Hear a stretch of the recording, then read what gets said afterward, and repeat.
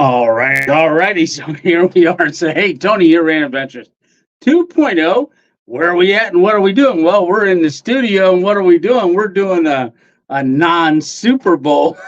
So I was watching the Super Bowl. I was over at my daughter's house, wasn't planning on staying, but when I woke up this morning, I was like, huh, used to doing a Sunday night live, and I'm thinking, man, it's Sunday, and I told everybody I wasn't going to do one last week. I want to tell you what, it was like withdrawal. So I, it was getting ready to be the halftime show, and Rachel's not too far away from me, and Lisa and I drove over separate, and we're sitting there, and I said, well, I'm going to kind of go. And she said, you're going to go home and do a Sunday night live, aren't you? I said, no, I don't know. But then Stitch texted me, Gene texted me, and asked me about, are we going to do a Sunday night live? And more I thought about it for about a second or two, I was like, you know what? I think we can make it happen. I can be home by 8:30 and get the studio set up quick. So we're set up and we're gonna do Sunday Night Live. So hey, Gene, I see you on there, and Leonard, you're gonna be watching both the Super Bowl and Sunday Night Live. And yes, definitely praying for the Toby Keith family, friends, and kids. That was sad news about Toby Keith earlier that I had heard, as well as you've heard. And if you haven't heard, he did pass away. So we'll definitely be praying for him. Gene, there you are. Hey, that was a cool fireplace you sent me. I didn't get to send the text back, but I saw you sent that out. That looked like a cool old stove fireplace from the Civil War era. Yeah. You're going to see a video coming up this Thursday night of the. Well, I'll tell you more about it when we can get there. I want to say hi to everybody first. Hey, Simple Outdoors. Hi, everyone. Jesus Lives says, I'm here. And hi, Tony. And hey, Elric the Blackheart. Hey, everyone. PA Wilderness Out Adventures. Hello, all. Hey, there's old Crackodated live. It's time, right? Hey, Egg Chaos jumping in for a few during halftime. So the halftime show, I guess, is still going on. I have no clue. I left because I was missing hanging out with you guys, and I'm thinking, well, I didn't put out a Facebook message, and I didn't put it on the community tab page, so I thought, we're just gonna go ahead and do our live. And so I'm glad I got a couple texts, one from Stitch and also one from Gene asking if I was going to do it. And the more I thought about it, like, yep, here we go. We're going to do it. Yeah, Jesus Lives. Toby Keith passed away. I think it was, yes, he did pass away. When it was within earlier in the week of this past week here. Hey, yeah, let's see. Hey, Alan, how you doing? Hey, Robert Bell. Is this a Super Bowl party? Yeah. Well, it sure could be. I got a little coffee left in this cup, so yep, it's Super Bowl party. Yeah, no, I don't follow football, and a lot of you may or may not, and maybe you're on here because you don't. But I see Stitch made it. Yes, mine is not that great out on the people a prairie. Let's see, where am I at? My internet out here in the woods. Ed, I'm sorry to hear that. Yeah, like I said, I do not watch football during the year. That's not my sport. My sport is hockey. Certainly, it's much more entertaining, I think, because there's action continually, and so. But I've always just followed that. I played football in high school, but I didn't really follow it much. Yeah. All right. So, hey, Jake, I didn't think you were going to be on. No, I wasn't. Glad you're doing it. Absolutely, Jake, the Oregon boy. Absolutely. And well, I used to love his music. Yeah, his music and Vince Gill. Yeah, yeah, yeah, yeah. No, Jesus Lives. Yeah, he's great music. Yeah, we lost a very good artist, country music artist. Yeah. Let's see. Let's see, old and crackety. I don't even know where it shows me Okay, we got 30 people watching. All right, I was going to give it a little bit more time as people jump on. Hey, KN, those were awesome pictures, KN, and you sent me of coal and coke kilns. They look like they were inside, like in the side of a mountain. I'd like to get out there and check that out. Hey, Ed, thank you very much for that super sticker. Awesome, awesome, awesome. Only watching commercials. Aren't the commercials better than the? I think one of the things that I did see, because I was over watching with my visiting my daughter and grandkids, and they had it on, and they had chicken wings, boneless chicken wings, some cheese, cut up Cooper Sharp and other cheese. So I did have that. Miss 2.0 and I went over there. We drove separately because I wasn't sure how long I was going to stay. Not that I don't enjoy them, but it just I didn't want to sit through the football game if I really am not into it, And I kept having that tearing feeling. I need to get back home and do. I feel like I was missing something going Sunday Night Live because we've done Sunday Night Lives. Oh my goodness! I think straight ever since I drove across America, leading up to driving across America. I know over a year. I think we've done one almost every Sunday for quite a while. Yeah, I'm not sure. I'd have to go back and count how many, because even when I had the stroke, we were doing Sunday Night Lives, not every Sunday, but just that's where they all started for me, was back during the stroke days, talking about recovery and things like that. Let's see. But no, KN, those were really cool pictures. I wonder if there would be I would be able to get back to them in my condition and maybe camp inside of one or something. They look like they were big enough to get inside. Yeah, that'd be cool. Anyhow, so let's say, hey, Scott Hall, how are you doing?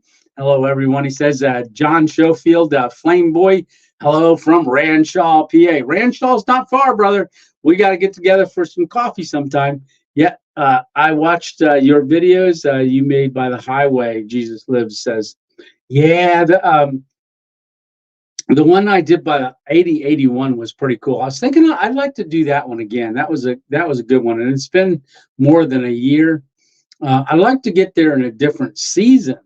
I don't know how much cover there would be right now, but one nice thing is when people are going, I guess that would be west on 80, they really wouldn't look up there because most people are going west. So I would be in the rear view mirror where I would have been camping at. You missed one for a daughter's graduation. Yeah, probably did. Yeah, says that. Let me scroll up. I missed some stuff here. Let's see. Video is frozen on the end. Oh, video is frozen on the end. Wanted to stop by and show some love. Cheers, everyone. Well, cheers, Ed. Well, thanks for stopping by. Hey, Troy, PA, Scott. Okay, that's great. I didn't realize what town you were in, but I looked on my Facebook. So, Scott, I don't know if you're on Facebook, but I know we talked about trying to get together. You emailing me, you were having trouble. But if you can, I don't know why your email doesn't come through. But I said I would try to go on to Facebook and message you. But I searched you on Facebook and I couldn't find you, even as, go into if you were ever followed Random Adventures 2.0 on Facebook, I would probably be able to message you that way. Let's see. Hey, Sweet Poison.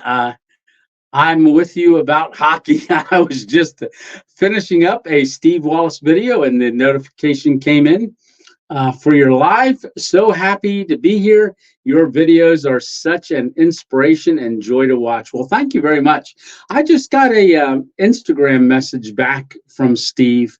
He will Instagram me back and forth every once in a while. There's an automatic reply, but then he went on Friday night, and I didn't see it until last night, but he had mentioned back. I was just sent him a quick note saying, hey, just checking on you, see how you were doing and things. And he messaged me back and said he's been out a couple times, but it wasn't working out on the couple that he went to. And he said it's winter up there, and winter, Steve, always slows down during the winter. Winter is hard to camp in. And I wrote back to him and I said, man, I can't even imagine a Canadian up in Alberta, like Canada weather. That'd be freezing. I get frozen at 20 degrees. I can't imagine minus 20, which would be like 50 or something Celsius, minus 50 Celsius. So I messaged him back and told him I understand, but it's amazing. I'm on one of Steve's Facebook pages, fans of Steve Wallace, and it's really amazing when he doesn't put a video out for a couple weeks. They're on there saying, hey, Steve retired, maybe he retired, and I don't blame him, and he's gone through a lot. But there are stages in grief, and people don't realize and that even though it's been a little over a year since beautiful wife passed away, that his mom also passed away, just recently, and that there is stages in grief that can last for 3, 4, and 5 years. Yeah, but he's doing good, and he messaged me, and I messaged him back. I'll have to look tonight and see if he caught it. Sent me another one. Soma, how are you doing? Hello from Australia? Oh, wow. Hey, right. You guys wouldn't be watching the Super Bowl anyhow. We should just do this for the international and anybody who wants to not watch the Super Bowl right now in the United States. All right. So let's see. Well, welcome, Soma. I really appreciate you and coming on. Hey, Alex from Kentucky. Sun shines. S-O-N shines. Hello, Tony and everyone. Near the highway, they were usually going too fast. Yeah. Let's see. I like one storage unit too. Yeah, the storage unit one was really cool. Jesus Lives. That one is. I just looked. I won't look right now. I think that one's almost 50,000 views on that storage shed one. That one went really good. I finished all of that. I'm just going to get my water close by here. I wasn't preparing to go on, but like I said, it was on my mind all day. Even yesterday, I'm like, I'm not going to be doing a live Sunday night, and I just felt lost. I really did. All right, I'm going to leave the cap off of that, and I'm going to get back to comments here. Okay. Question. Stitch has got a question. How did the podcast recording go with AJ and Paul? Well, Stitch, AJ, it was just AJ and I. Paul started a new job where he works nights. But AJ and I got together. AJ said, Paul's let me run solo on it. So we did about an hour, little over an hour podcast. Paul's going to listen to it. And it will probably be out not this week, but next week, because this week they had one that they wanted to get out because one of the stand companies, the hammock stand companies, was doing a new release, and they wanted to get that one recorded and get that out this week. And if you didn't hear, AJ and Paul are heading to the Danish Festival in April. So they were invited to go over to that, and AJ's got his passport. Paul didn't send in for his yet. So hopefully, I asked him, I said, you guys need a cinematographer to go along with you? And AJ said no. He said he's working on his camera and editing skills. I tried, but yeah, no, it went really good. I felt it was a great podcast, but I might be biased. You'll have to let me know what you think. He is going to send me the link. So what I'm going to do is post the link on our Facebook page and also our YouTube community page. Once I get it, we'll kind of spread it around a little bit so people can listen. KN says that group of them are pretty close to the railroad along the river, maybe four-wheeler, off-roader traffic than anything. All right, that's not bad. Yeah, no, that would actually be pretty cool. Yeah, and I think that was near the Allegheny Forest you had mentioned. Hey, Dan, Camp Kill 'Em All. How are you doing? Hello, Tony and 2.0 family. Let's see. Hey, Skeeter. Hello, everyone. Hello, Tony 2.0. Hey, Daniel Adams, Pensacola, Florida. I like Florida. Like I said, that was my only two times I'd ever been in Florida. Were when I went down with Dave from RNRV Chronicles. We went down to look at that RV, and then when I went down for HangCon, and it's definitely not like what you would picture Daytona, Miami as on the other side. We were on the Gulf side. A lot of flat land, a lot of flat land. Yeah, there is. Let's see. Ed Chaos says I'm a hockey nut. Go Devils. Yeah. Hey, Rat Pack Bushcraft, how are you doing? From Dunkirk in Indiana. Nice, nice, nice. Oh, let's see. Hey, I do adventures. How are you doing? Dropping in at halftime. Everyone, come to the Woolly Swamp Farms Hammock Hang.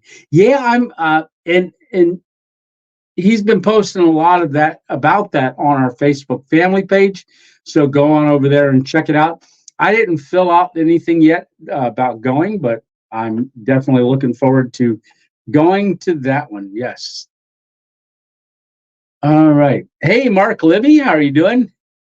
Hey, Jesse Mullins from Winter Haven, Florida. Well, I've seen a lot of Floridas. Yeah. Tim says, hi, Tony. Hi, Stitch. Tony, could you please mention 23 a day? Could you please mention 23 a day? 23 a day. I'm not sure exactly what that is, but hey, I'm going to mention 23 a day. So I'm not exactly sure. Would that be for maybe put in the comments down a little further and I'll get to it once I see it come up. Because I know there used to be a push-up thing for all of the military suicide prevention for military. I wasn't sure if that was 23 or 21, but yippers. Oh, there's Miss 2.0. Yeah, football love, thumbs up. Yeah, we're live. Yes, we are, hon. So she's still over at our daughter's house watching the game with them and visiting the grandkids, which are probably almost ready to all go to bed soon because they're 8 and under. I said goodnight to my birthday buddy because River has got the same birthday as me. He's just a little over 1 year old. Terry May says, hi, Tony from Lancaster. Yeah, awesome, awesome. Lancaster's not too far away either. I got to get down there and maybe do a stealth camp. Daniel Adams by Alabama on the Gulf. Nice. Yeah, the Gulf is really, really cool. I think if I get down there, I definitely want to spend more time on the Gulf side. Jay Wanders Out did another video of kayaking with the manatees. That looked super awesome. Hey, Drunken Chef Barbecue, how are you doing? What's up? What up? What up? Tapping in to show support. Well, I'm glad you did, brother. Yeah, and Drunken Chef Barbecue, that's a new subscriber. I subscribed to his channel the other day as well. No, he checked. He was a subscriber to my channel. I think that was what we had talked about whenever we were on a live together the other day. Yeah, and we subbed to each other's channel, or at least checked to see if we already were. And I believe we already were. Or you were subscribed to mine, but I hadn't yet subscribed to yours. Yep. Dandy Dan. I like that. It's Dandy Dan from the Dandy Dan Show. Hello, all. Mets win WS 2020. Hi, Tony. I enjoy your adventures. Well, thank you. Yeah, I'm enjoying doing them. I really am. Hey, Handicap Traveler. We're new subscribers to one another as well. Yeah, and welcome to Sunday Night Live. We do this every Sunday. And we weren't going to do it this Sunday because of the Super Bowl. I said last Sunday, I said, hey, we'll just skip it. I know I did it last year during the Super Bowl, but for some reason I didn't know if we would do one this Super Bowl or not. And we got 43 people watching already. Hey, Boxcar Jerry. Good evening, Tony. Found you from Kenny's 24-hour live. Oh, awesome. Yeah. So Kenny, Kenny's channel, I've been subscribed to him for a while. And when I did the travel videos traveling across America, that must be how we found one another, because it was through Facebook. A lot of traveling things were on Facebook, and I go back and click on them, follow them. But on the YouTube, if they got a YouTube channel, I always click on it. And I saw he had been given a challenge to do 24 hours. And as you guys know, I said, oh, when I hit 15,000 subscribers, I'm going to do a 24-hour live. I didn't think anybody else was doing anything like that or talking about it. But I went on to Kenny, was 24. He did a test run, and then went the next day, went live for 24 hours. I was just going to I committed that I was going to just pop in and say hi. This was a couple nights ago. Oh, right after my podcast with Hammock Hangers with AJ, I said, oh, I think it was 11:24. I was going to pop in and say hi, and I got on. And next thing you know, I looked up and it's 3 o'clock, and it was just a couple of us on there. And I was like, oh, I've been on for a little while. So I'm going to go ahead and go to bed. When I was just getting ready to say, hey, I'll see you. I just wanted to pop in and say hi and stuff, but I'm going to get off and go to sleep. And it was, but there was only 3 of us on, and Kenny was looking like he was getting a little tired. He was going to get coffee. And the other gentleman that we were on with, I can't remember right now, but the Drunken Barbecue. And then Tom, I'm terrible with names, but he at the same time said, well, all right, I'm going to get off for tonight. And I didn't want to leave Kenny's, for his next hours that he had to go, get off. So I was like, oh, I'm going to stay on for a little while longer. I ended up staying on for, I believe, another 2.5 hours, because it was 6 o'clock my time, but he's 3 hours behind me. He still had 3 hours to go.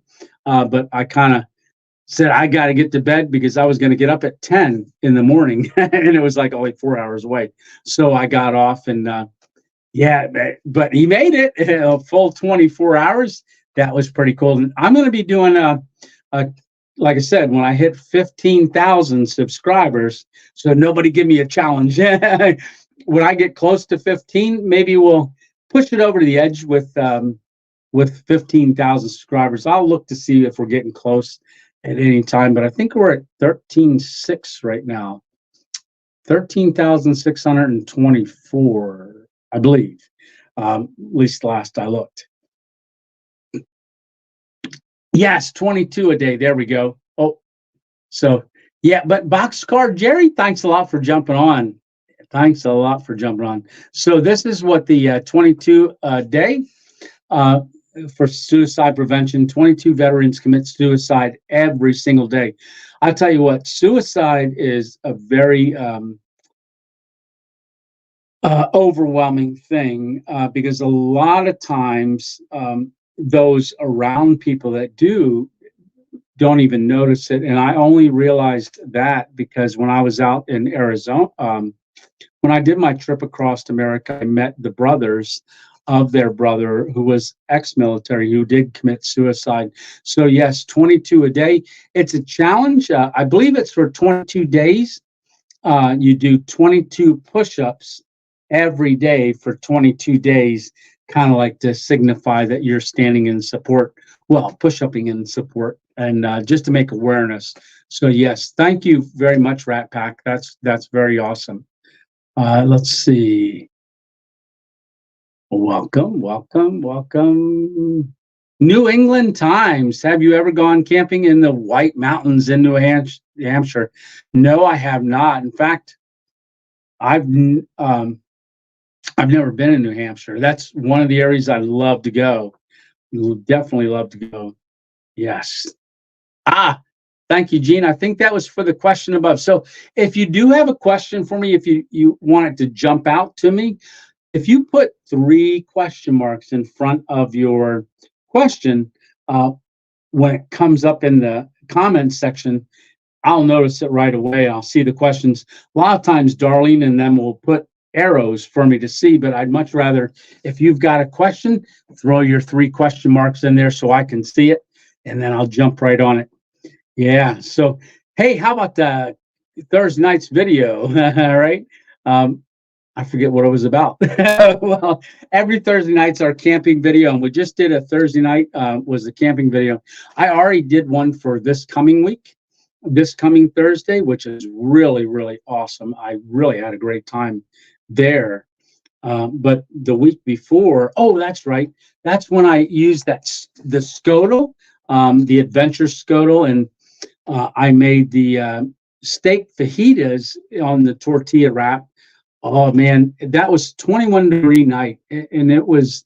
I used the One Wind under quilt and camping blanket that snaps together, and you can use that camping blanket and the under quilt together as a base layer or bottom layer, and have your hammock on the top, and put another top quilt on it. What I did is I took my hammock, so I had the under quilt, took my hammock and ran my hammock, and then snapped the top quilt in on top of it, and I left it snapped on the one side so that when I flipped it and flipped my feet up into it, pulled it over and tucked it in on the side, it wouldn't fall out at all. It doesn't always fall out, but depending on how you roll, that material is kind of slippery on a hammock, and sometimes it starts to slide off you in the middle of the night. You don't know it. You start getting cold. But that camping blanket, oh my goodness, that kept me warm on my backside a lot. And the top quilt, I believe it was $94 on One Wind for that combo kit. They had sent it to me. You know, they're not a U.S. company. And right before I left for Florida, I was talking to Leo from One Wind on email. And they had somebody had gotten it and they didn't want it. It's an ultralight, but it's not really ultra. I wouldn't consider it ultralight, knowing what ultralight is. And Leo said, boy, it's, kind of difficult for people to send stuff back. So why don't I just get him to put it in the mail? We'll send him a tag and just have it sent right to your house, and you can use it and kind of see what you think about it. And I'm like, absolutely. So when I had gotten back from Florida, it was waiting here, and that was my first time out with it. I loved it. And if you noticed at the end of the video, I have it speeded up. But I don't put any of my stuff back in the stuff sacks. There's a reason for it. One, it's hard for me to push stuff in the stuff sack with this stroke side, but stuff sack materials that companies send their stuff in, they're about an inch smaller than what they need to be, because it's really difficult to get stuff back in them. But what I like to do, because of the type of camping I do, which is basically stealth camping or trying to deploy fast and you got to tear down fast, I leave everything hooked up so that I can pull it out of the bag, hit the strap, run it out, do the strap on the other side, and boom, bada bing, bada boom, I'm done. So it gets finished completely very quickly, and I can be up and running. So when I pack everything out of stuff sacks, but the way I'm going to put it out into my backpack, if that makes sense. So that's just Tony's 2.0 tip of the night, right? All righty. So, all right. Let's see. Met on the same. Yeah. Handicapped traveler, and met when I was when we were on that live together. Global REI Delta One. Hey, Super Bowl Sunday, Tony. Yeah. The last I saw, San Francisco was winning. The last I saw, but I think it was only 3-0, I believe. Not sure how it's going. 2.0 Super Bowl Sunday. It's yes. Yeah, that's what we're doing. Let's see. No problem. Hello. Hey, Hammock Mountain, how you doing? Yes. Let's see. Tom Garvey. Yes. Thank you, Handicap Traveler. Tom. So I did get the name right. I remember Tom, I thought, because that's my dad's first name, my late dad's first name. Need to get a meetup in Pennsylvania. Yeah. I'll tell you what, I would like to do if I was going to do a meetup, uh, it would be, I think it would be a great place. I don't know though. I checked it out. So the camp that's going to be coming up this Thursday. So I did find an LLC. It's a CCC camp, and I talked about it last Sunday that I was going to be going to it. Well, I ended up going, and the road was no winter maintenance, and there's still snow and ice on the roads. So the video starts out, oh, I don't know if we make it, but I found this camp. It's Maston. The town is Maston, or used to be Maston. It's a ghost town. Not that there's ghosts, but it used to be an old sawmill town along a creek. And after it ended, they had a civil conservation camp there. So it's Maston CCC camp up in Loyalsock, PA, so up near World's End. Beautiful area, but where I was at, middle of nowhere. You go back this road, no cell phone service, no internet service, no nothing. And I went in there the first day. I stayed overnight. I did a car camp because I wasn't sure what it was going to look like up there, and I knew it was going to be getting pretty cold that night. Not that I wouldn't have been prepared, but I had just done a hammock camp Thursday night. So I wanted to, keep it fresh, switch it up. So I did the car. Well, I don't talk about it a lot in the video, but the old camp, all the foundations are still there. Now they're only up about this high out of the ground. You can just see them. I do show them, and I do see a board that's got information on it. I show that. Nice stream. I did set the game cam out, so I got that working, figured out how to do it and put it out, and something did trigger it. But that's all I'll tell you about it. So when I was up there, though, the only reason I went to the spot is because the old fireplace from one of the CCC camp structures is still there. Big old stone fireplace.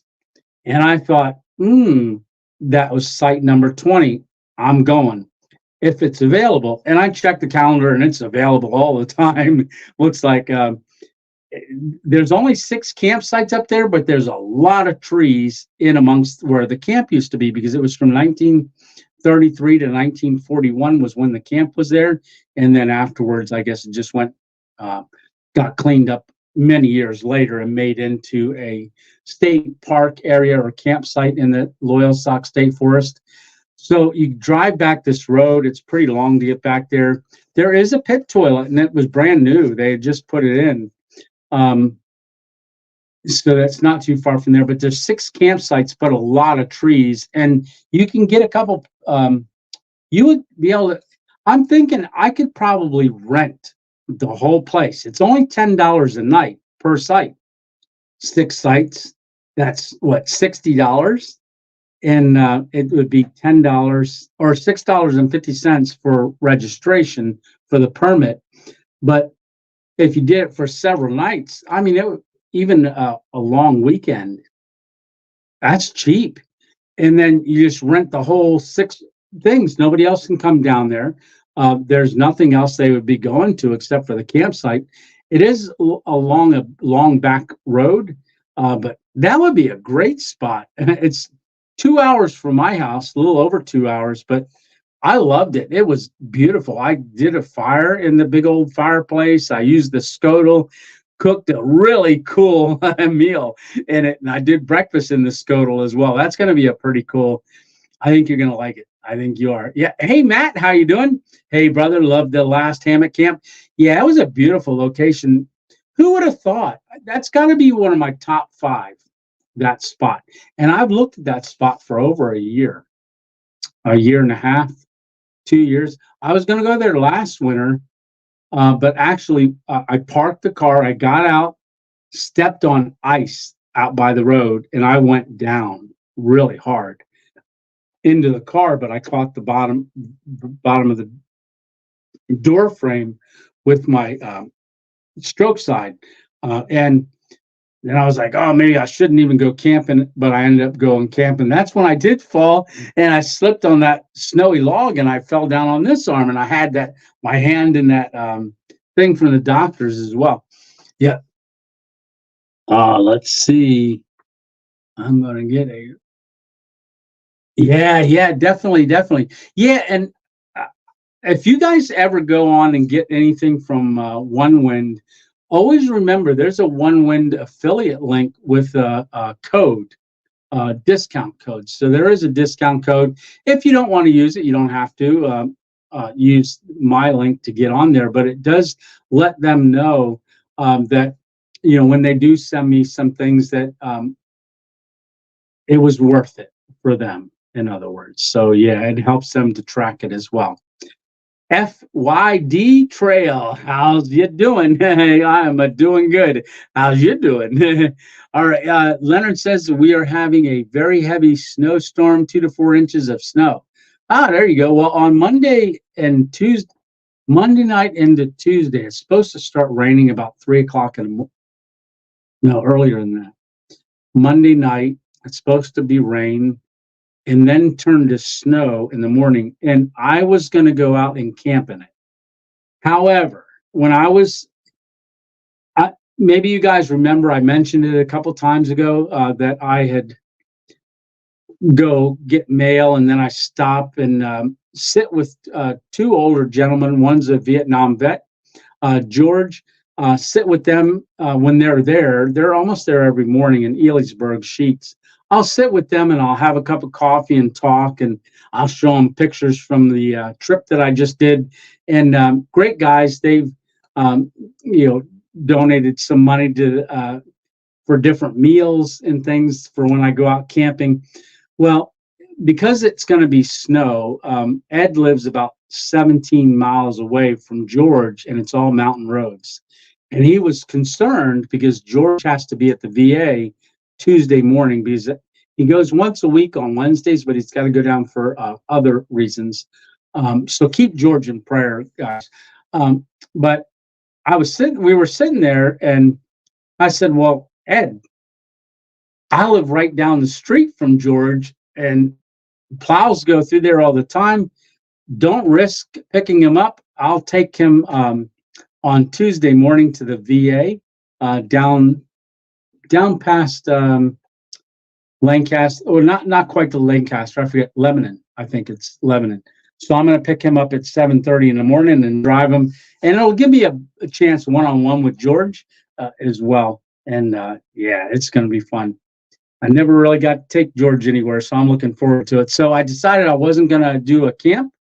I can do it since I already have one done for Thursday. Gives me an opportunity to spend some time with George and go travel with him, take him to the doctors, to the VA, and then home again. Yeah, and really looking forward to that. So Hammock Mountain says, are you going to Trail Days in Damascus, Virginia this year?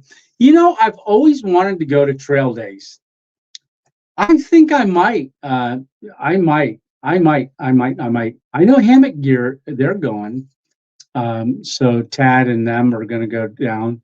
And I'd like to. I really would. I've got to find out more about it. I know Ramdino talks about it a lot.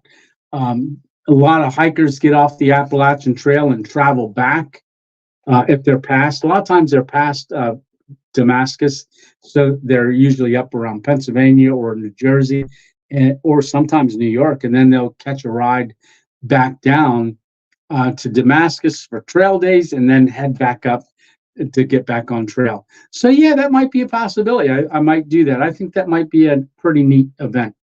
Yes, I've always wanted to go. Okay. And kind of like that.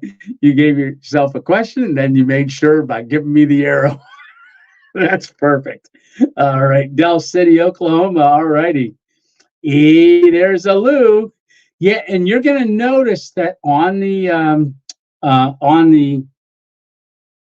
video. Let's see. Will it be on? Oh, so on this video, you're going to see I back up right to that big stone fireplace. So the tailgate, I could actually, with the tailgate open, sit on the back of the car and put my feet up on the fireplace. It was a neat camp, and the only reason I did that camp is because of that fireplace. But because as you know, I don't do campsites, but for $10 and $6.50 registration fee for the night, I couldn't beat that for a nice place to go like that. It was a travel. It was 2 hours to get there and 2 hours to get back. And I didn't know that up there there'd still be snow on the back roads, but we made it. Yeah. So when you watch the video, I go, oh, I don't know if we're gonna make it. Keep watching. Yeah, and you already know because I wouldn't be here right now if we didn't. Let's see. What I was gonna say, Lou, is I had my daughter's boyfriend help me get the car carrier off the car because most everything that I use is in the car. I got a place for it in the car now. Now that when I drove the 7.5 weeks out to California and back, I started learning what I could keep in the car, what not to have in the car, what I had to store. And most of the things that were up there were things that if I was going to use it, I could just throw it in the car and make a spot for it. So based on gas mileage and also being a little bit more stealth, I took the car carrier off for now, and I've got a camp that I'm going to do in a couple, maybe within the next month, where it's going to need to be off because I'm going to need to really blend in. Yeah. Okay. So that worked out great. What's your next big adventure? My next big adventure is going to be the LLC. I always want to say LLC, limited corporation. Yeah. The CCC camp in Loyalsock, Pennsylvania is where the next one is going to be, and it's a cool one. So that's the next big adventure. My next big adventure after that, I haven't figured it out yet, but I did find a pretty cool spot that I'm not sure if it will work out for the next video or not, but hey, you never know. That's why it's random, right? Yeah. Let's see. Camping cage free. Oh, there you are up there. I missed that. Camping cage free. How you doing? Yeah. Okay. Let me scroll down. Hey, Nancy, how are you doing? Hi, Tony. Hi, Stitch. Hey, there's my friend Rewild. How are you doing, brother? Sean. So Sean, if anybody's wondering about Rewild and want to meet Sean, he's going to be on number 4 of our HangCon videos. Him and I get together and we talk on that. So go over there and watch that and check out Sean's channel. Absolutely. Deer girl. Yeah. So are you a deer hunter? I would think so. Hi, I am new to the family. Well, welcome to the 2.0 family. Really glad you stopped in and became a part of the 2.0 family. We have a family camp. We don't camp, but I'd love to watch you enjoy life. God bless you. Oh, well, God bless you too. And yeah, that is, what state are you from? Yeah. Let's see. Am I down to the bottom? No, I'm not. I'm probably, let's see, 908. Oh, I'm really behind. Hey, Eric, how are you doing? Let's see. Cindy Wagner. How are you doing, Cindy? Hi, Tony and all. I was surprised to see you online. I know, me too. I just couldn't pass it up. I really couldn't. So that's why we're on. It's not Sunday if you don't see and hear you, right? Well, I appreciate that. Yeah. Hey, Daniel Adams, 69 degrees here in Pensacola. Yeah, you know what? I found a little rain tomorrow. One thing about Florida, and Stitch can attest to this, and AJ and I talked a bit about this as well. 69 down there would be like, because of the moisture that's in the air, the high humidity, 69 in Florida is cold. I always used to think, oh, they're just cold, like, oh, it's cold down here and it's 69 degrees. No, actually, it is cold. It's a different kind of cold. The moisture in the air just cuts right down into your bones. Because it was, 54 degrees down there on Sunday when we were down Stitch, and it was cold. You see us all bundled up. But that, for up around Pennsylvania, it's like 33 degrees would be equivalent to what 54 degrees felt like down there. Yeah, whole different story. Oh, going to get over a foot of snow. What? Yeah, Tuesday starting around 2 a.m. Yep, yippee. That's right. Been listening to the rain on my remote can and with sound. Oh, cool. Yeah, rain on a tin roof. Man, I'm surprised you're still awake, old and crackadated. That would put me to sleep fast. That's one of the most soothing sounds is rain on a metal roof. Second is rain on a tarp. So I love hearing rain on a tarp. Yeah. Hey, Nancy, how you doing? Let's see. I'm glad evening OACD. I always think of OCD. I'm glad it's got an A. Hey, Dixie Cup. Hey, sorry I'm late, but I made it. Well, you're not late because we weren't going to do it. So you are on time because this was not going to happen tonight, but I'm glad it did. Oh, hey, Richard, how you doing? From Titusville, Florida. Nice. A lot of Florida in here tonight. Yeah, fuel tank at Santoni, camping on the moon. Yeah. All right. Let's see. I love snow. We had exciting. Hey, Jeremy, how are you doing? Yeah. All right. Let's keep scrolling. I just want to get to any questions and keep scrolling down. Thanks, Tony. You're welcome, brother. Let's see. Dear girl. Okay, from Michigan. Our cabin is near Messick. It's in the Manistee National Forest. Oh, maybe I could get with you guys and use that sometime for a video. That would be cool. Think about it. Email me. Yeah. Hot Wheels lives. How are you doing? I'm disabled. You are very much inspiration to me, sir. Well, thank you so much. And just that's an inspiration to me to hear that. It really is.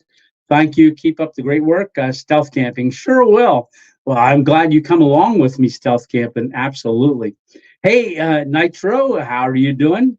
Hello, Tony and everybody. Dano, first time, short time, enjoyed the Hang Con series and the airport camping. Thank you very much. Yeah. Well, welcome to the 2.0 family. And hopefully after the airport and the Hang Con, you got to see the video this past Thursday, which was it was a stealth camp. I don't know if I thumbnailed it stealth camp. Stealth camps gets a bit overused. And I don't want to say dispersed camping, but it was kind of dispersed. Stealth dispersed camping. When I think of stealth camping, I kind of think of more buildings, things like that around, hiding behind a billboard, things like that. But stealth camping can also be pulling off on the side of the road and just getting into the woods somewhere. Hike down further, hang a bag out of your window like I did on that 8081 interchange. That's a cool video. That's where I made the pepperoni and cheese wraps out on the Bigfoot Bushcraft grill. So I want to get that out in the field again too, but I'm having a lot of fun with Scodel. Oh, and the meal that's coming up on the Scodel, you probably won't guess leading up to it until I show you what I call it a secret ingredient, but then I change it. It's not a secret ingredient. unless you don't know about it, then it is a secret ingredient, but an unusual ingredient, a unique ingredient that I do with a hamburger. So you'll have till Thursday to figure that one out, but it is very unique. And you would either go, oh, that's disgusting, but that's because you hadn't tried it. So you might have to try it before you say disgusting, but we'll talk about that next Sunday. Yep. Let's see. Let's see. Oh, it's 10-6. Okay. That's what the score. Yeah. Keep us updated every once in a while. Yep. Let's see. Howdy. Hot Wheels Live. Let's see. Ever. Yes, Leonard, I have. In fact, he just broke 100,000 subscribers. He does truck camping, a lot of truck camping and fishing. But yeah, I'm subscribed to his channel. I don't think he's subscribed to mine. I've even gone onto his lives and made comments, and he's going down through the comments, and then boom, right over mine and down another comments. And I'm like, oh, hey, how are you doing, buddy? And, you know, he never catches me on there. But anyhow, let's see. Hey, Tony, have you ever stealth camped in an old closed off water culvert tunnel? No, I haven't. But one of my friends and subscribers had sent me, Nate sent me a spot for me to check out. I already knew where it was, but I couldn't remember how big the culverts were. And they weren't big enough even. No, they were too small and too much. They were really too much exposed. But yeah, I don't think there's really many culverts in Pennsylvania. At least I don't know of any. But I've wanted to.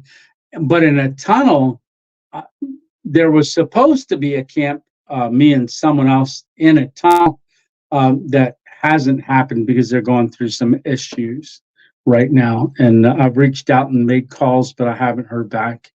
They just said they'd give me a call back at some point. Last year at HangCon, I got into the upper 20s. Ooh, wow. That was cold. Yeah, I would imagine that would be really cold. And, you know, everybody that was down there that was selling quilts that night probably made out pretty good. Top quilts and underquilts. They're trying hard to stay in HM. Let's see. Hey, how are you doing? Let's see. Kansas City is 6. Okay. Hey, Vermont King, how are you doing? Yeah. Let's see. Hey, Bradley Thomas, love your passion for hammock camping. Well, thank you. Yeah. I'm enjoy hamburgers. Yum. Nope. that would be interesting. That really would. Did I show you guys? I think I did show. So I did put. I'll give you one of the ingredients because you already. I believe I showed you guys this last Sunday. This is a hot crispy oil. All right. So it's called hot crispy oil, and it is got. Oh, you can see that. Shallots, crispy garlic, and chili peppers. And it's an oil. So I made the hamburger, and then I put that oil on it, and then the unique ingredient went on next, and then provolone cheese, and then I'm telling you, you're gonna go, what? If you're from around here, you're gonna know or be familiar somewhat with it. I don't want to give too much away. Hey, how are you doing? Jay Robinette, how are you doing? Hey, Tony, really enjoyed the trail. Great coverage of HangCon. Well, thank you very much. Looks like a great event. Yeah, it was great. You know, I even talked with AJ about this before we went on to the Hammock Hangers podcast, is what they have. He did a podcast on me with me, and I'll tell you what, it was really good.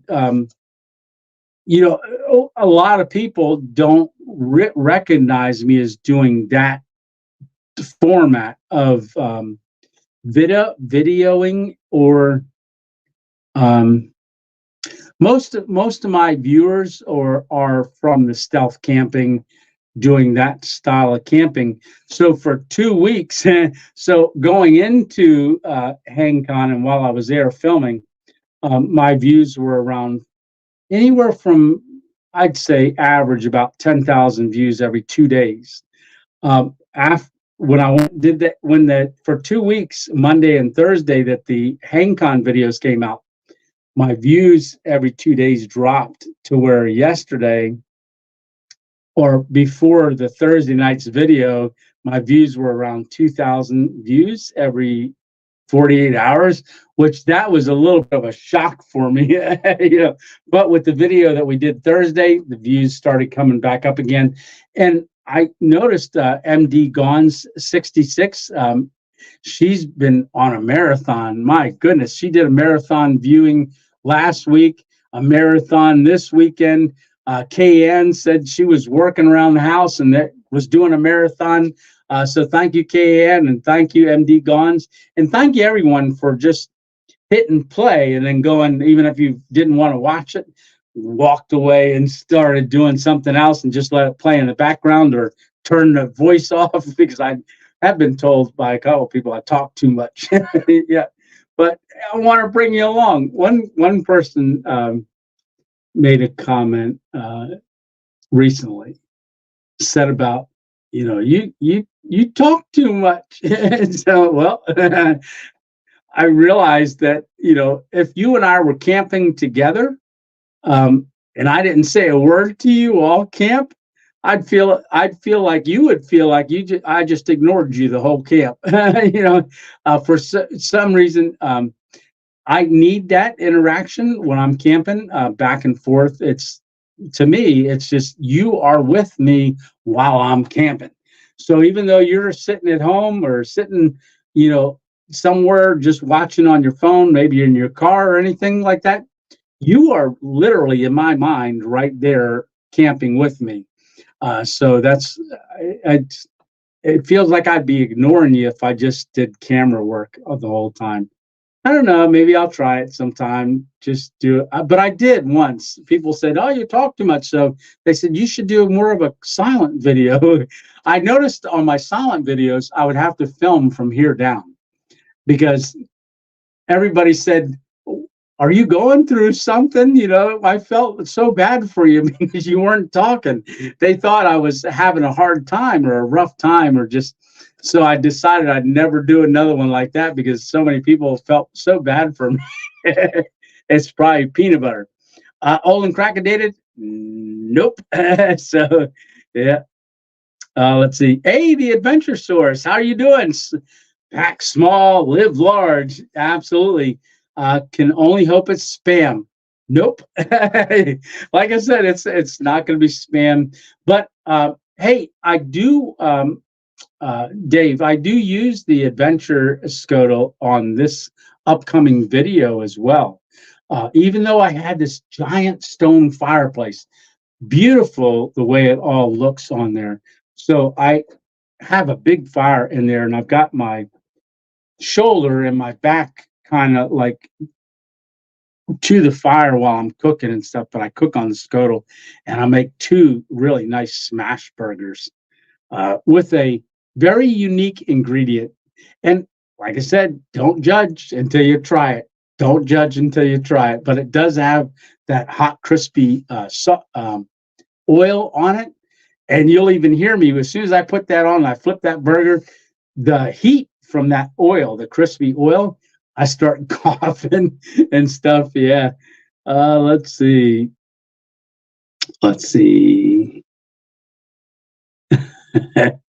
Yeah. Oh, and Dave from the Adventure Source. Thanks for being on the live in the comments the other day. And if you want, come on in the comments again this week. It'll be this Thursday, same time, same place, same day. Thursday at 6 p.m. is all the camping videos. I always put them out at that time on Thursday night. And thanks a lot. I saw what you did over there on Instagram. That was awesome. Yeah, that was really neat. So if you guys are on Instagram, any of you guys want to go over and check out the Adventure Source over there.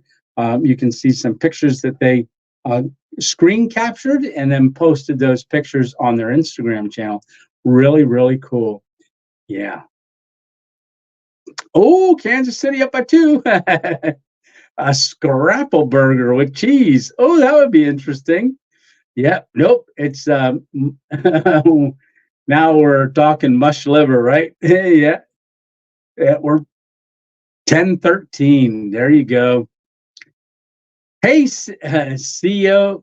Ooh, clicked on it. Click back on COD Gaming. COD Fan Gaming. There we go. Tony, are you from Pennsylvania? Yes, I am. So the PO box for the channel is Elysburg, Pennsylvania. So if you know where Knoebels Grove amusement park, really, it's a very, very old amusement park, free to get in. So if you're from Pennsylvania and you've never been to Knoebels, go. You can park for free, go into the park for free, walk around, buy food, or buy rides. And you can buy one ride or a ticket, tickets or wristband. We used to like to go over there. Just they have live music a lot of times. So you used to go over there and just go listen to the music and then get something to eat and then come on home. Lisa's mom and dad, like they're in their 80s and they used to go over there when they were dating. So that tells you how old that Knoebels Grove is. Pops is going to talk to us, right? Yeah. Let's see. Sunshine Tony, what's the point of doing a live of you just going to sit there and just look cute? Yeah, keep on talking. All righty. Yeah, meaning on my videos when I'm doing my videos out in the field. I can see some of it. I used to play music a lot on my videos, and you'll notice that from the earlier days. I almost seemed like I needed something to be going on in the background. But then, when I wasn't filming, the God's creation just is alive out there in all the sounds of nature. I would hear so many sounds in my videos when I'm doing the editing that I'm like, oh my goodness, the camera picked up. So the phone picked up so much more than even what my ear could hear. And so I stopped doing music, except for the sunrise on the video. If I don't capture sounds of the morning that I can overlay as I say lights out and then it goes, the sun comes up, I'll do music. I did music this Thursday night. Yeah, Tony, what's the point of doing a live? There you go. Yeah, I was literally camping with you. Tony Stitch says, I was literally camping with you, Tony. Maybe that explains the drop in viewing numbers. No. But that is true. A lot of people, when I do a collab or something like that, they do say, that they like it with just seeing me on there, but I don't like just being me all the time. I like to bring other people on, but that's not why Stitch. It was just a different thing. If we were filming us camping more, Stitch, but just like my travel videos, it lost interest. A lot of them because I was doing more driving rather than showing me camping. I camped every night. Someone just said, that you should do a stealth camping to Steve Wallace, that you should do a stealth camping across the United States. And I was thinking, I did stealth camping across the United States. I slept in my car almost every night for 7.5 weeks, but I didn't film that part. I filmed the part of traveling. So just thinking, different times that I would film it a little differently if I did it again. But hey, we did it. But no, Stitch, you made the videos and what they were. You definitely did. You were my inspiration to talking to different people, and you encouraged me, and I had a great time spending with you too. We don't want a quiet Tony. Yeah, right? Yeah. Then you would think something's going on. You had that correct. Yeah. Let's see. That's how I shoot my videos, Tony, too. Just like my subs are there. Yeah, with me. Yeah, absolutely. You got to, because that's the whole point of doing it, right? Yeah. I remember the no talking episode. It was weird. Yeah, and I got a lot of comments on that one. That was not this fall, past fall, the fall before. I went up and I did a him. That was the spider video. And some of the concerned look on my face was because there was about 100 spiders that I realized was at camp with me, watching me when I had my headlight on.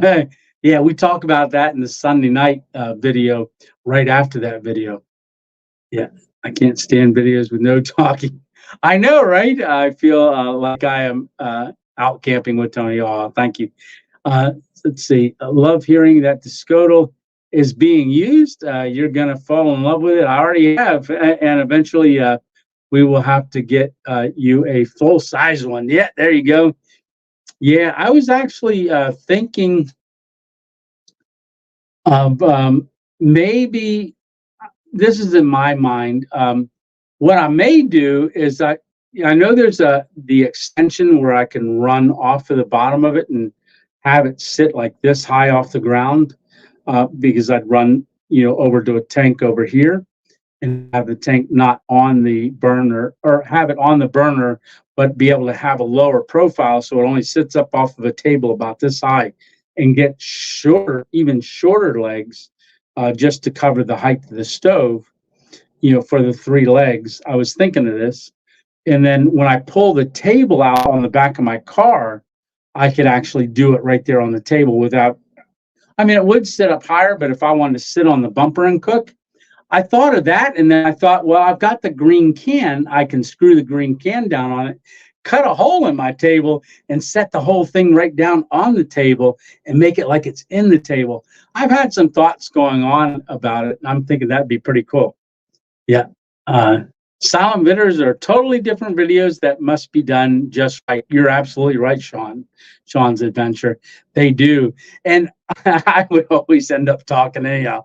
I think I was trying to do a video, absolutely zero talking, and I failed. I failed within the first 5 minutes. Yeah. Yeah. But they are definitely different and need to be come at in a whole different aspect. I do have a mountain pond camp that I did almost 2 years ago. Beautiful. I talked, but also after I got done with that video, I redid the video to upload a second video of nothing but sound, and took out everywhere where I talked and then put in the clips of me not talking. And I was going to release that one, but I felt it was too early. I might hold on to that one till like this summer and then just release that one sometime this summer. It'll be a zero talking. It's an ASMR type video, but I might do that one at some point, release it. It's a camp that I've already done, and it's just sitting there, and I've never released it. But eventually I will. Yeah, Dixie Cup. It was great. It was very easy to use, and I was surprised. That one there, I believe, the Adventure Source, you also have them where they're not seasoned, and you could season your own. But this one came seasoned already. I mean, I just rubbed a little bit of oil on it in the beginning, the first time that I used it, and it cleans up very nice. I did them burgers on there, and I even take and rub my burger through that hot, crispy oil and juices that were still left in the pan. And then I made an omelet in it the next morning. I did some bacon and then did an omelet the next morning. And I'll tell you what, omelet didn't stick at all. I was just blown away by it. I did have a stick of butter, or a section of butter, and I just ran it around it and poured in the eggs. And I didn't crack eggs. They were egg beaters that I took with me. Yeah. Well, thank you very much, FYD Trail. I love the videos. Love the Scodel Dixie Cup. Yeah, Stitch is the one that had bought it for us. and had it sent to the house here, and he had gotten it at the Venture Source there. But Stitch was telling me all about it and took me over to their booth and stuff, and I got to see it. They used it all weekend long. They had the bigger one, and I believe, Dave, that was your daughter there, and you guys made popcorn on it and everything. So you guys did a good job, and your daughter did an excellent job of demonstrating it and everything. And she's not very old, but she was cooking away on it, and really cool. Yeah, I'm just getting started. Absolutely. Use a green. Yes, it will use the green canister. So let me tell you this, Lou. I did screw the green canister on. You need the little adapter, but I have the adapter and the green canister. I did put that one on, the Coleman green can. Now, there is when you do that with the extension, because the extension's on there, it makes it about that much higher than what the legs will sit. So what I did is I just dug a hole to compensate for that and set the bottle right down in the hole so that the legs hit the ground on the 3 spots and it wasn't wobbly. That was a fix. And I was going to contact them and say, hey, you should make the legs just a little bit longer or some type of an extension for it so that if you use the green bottle, you can do it that way. But I saw on their site that they do have extensions for when you use the green bottle. Yeah, already. I'm answering all kinds of questions about the Scoto like I'm an expert. Yeah. Yes, handy little thing. It's very handy, and I can see a lot of uses for it. Definitely can. Yeah. It's cool that you talk in the videos. Well, thank you so much, brother. Yeah, I love to talk, as you can tell. Uh, super weird recipes. Yeah, I do. So I haven't done any recipes. Well, I guess I did. The one hammock camp that I did in the fall up near the water tank, I did a Ziploc bag meal. So in a lot of my earlier videos, I do a lot of Ziploc bag meals with the ramen noodles, things like that, where I'm putting olives in it, tuna, mayonnaise, things like that. So yeah, a lot of Ziploc bag meals. Hey, Rebecca with 2 Ks. Yep, Rebecca with Ks from Crockett, Texas. Yes. And Rebecca's been watching a lot of videos as well. Rebecca, thank you so much for watching and commenting. Love to see you come up on the comments. Can you use other camp burners too? I would say yes. You definitely could, depending. I'll let the experts answer that one. But I think like the old encrackedated burner that he sent me, I call it the flamethrower. I believe that one will also fit in there because that little bracket allows for different distances to be supported in there, and I think that would work as well. In the woods at night. No, I haven't. No, Sean's Adventure. I want to say I really haven't been spooked when I'm out camping. I usually really try to, it's all about, not letting your mind overdo it, and it can overdo it when I'm out there. But I'm usually so focused on filming that I never really do that. I mean, I've talked about it many times, the one when I was in the cemetery and I heard the loud knock in the woods, and it wasn't like things crashing through. It was periodically about every 5 to 10 minutes, there was a loud knock. And people had said that a Bigfoot or Sasquatch will hit another branch on a tree. But yeah. Why don't I like tents? Well, it's not that I don't like tents. I do like tents. I used to tent camp when I was a kid with my parents, and I did take my kids out in a big tent. I wasn't much of a camper until I started the channel and then added camping to it. And the cheapest thing for me to get into was a hammock.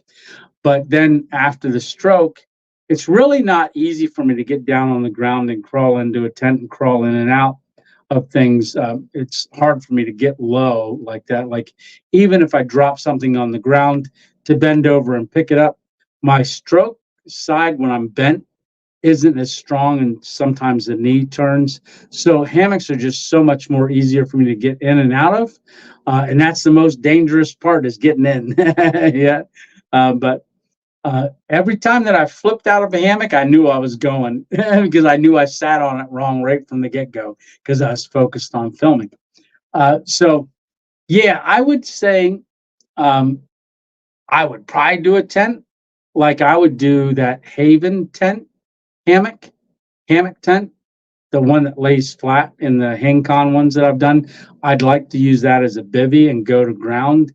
I think me getting down into that and then just out once in the morning wouldn't be too difficult. It would just take me a little longer. But if you see me out at a camp, I'm in and out of the hammock to move the camera.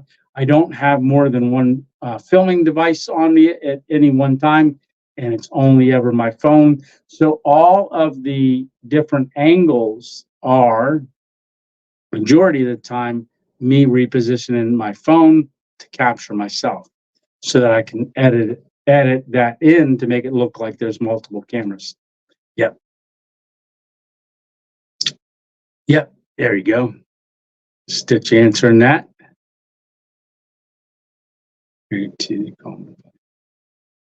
All righty.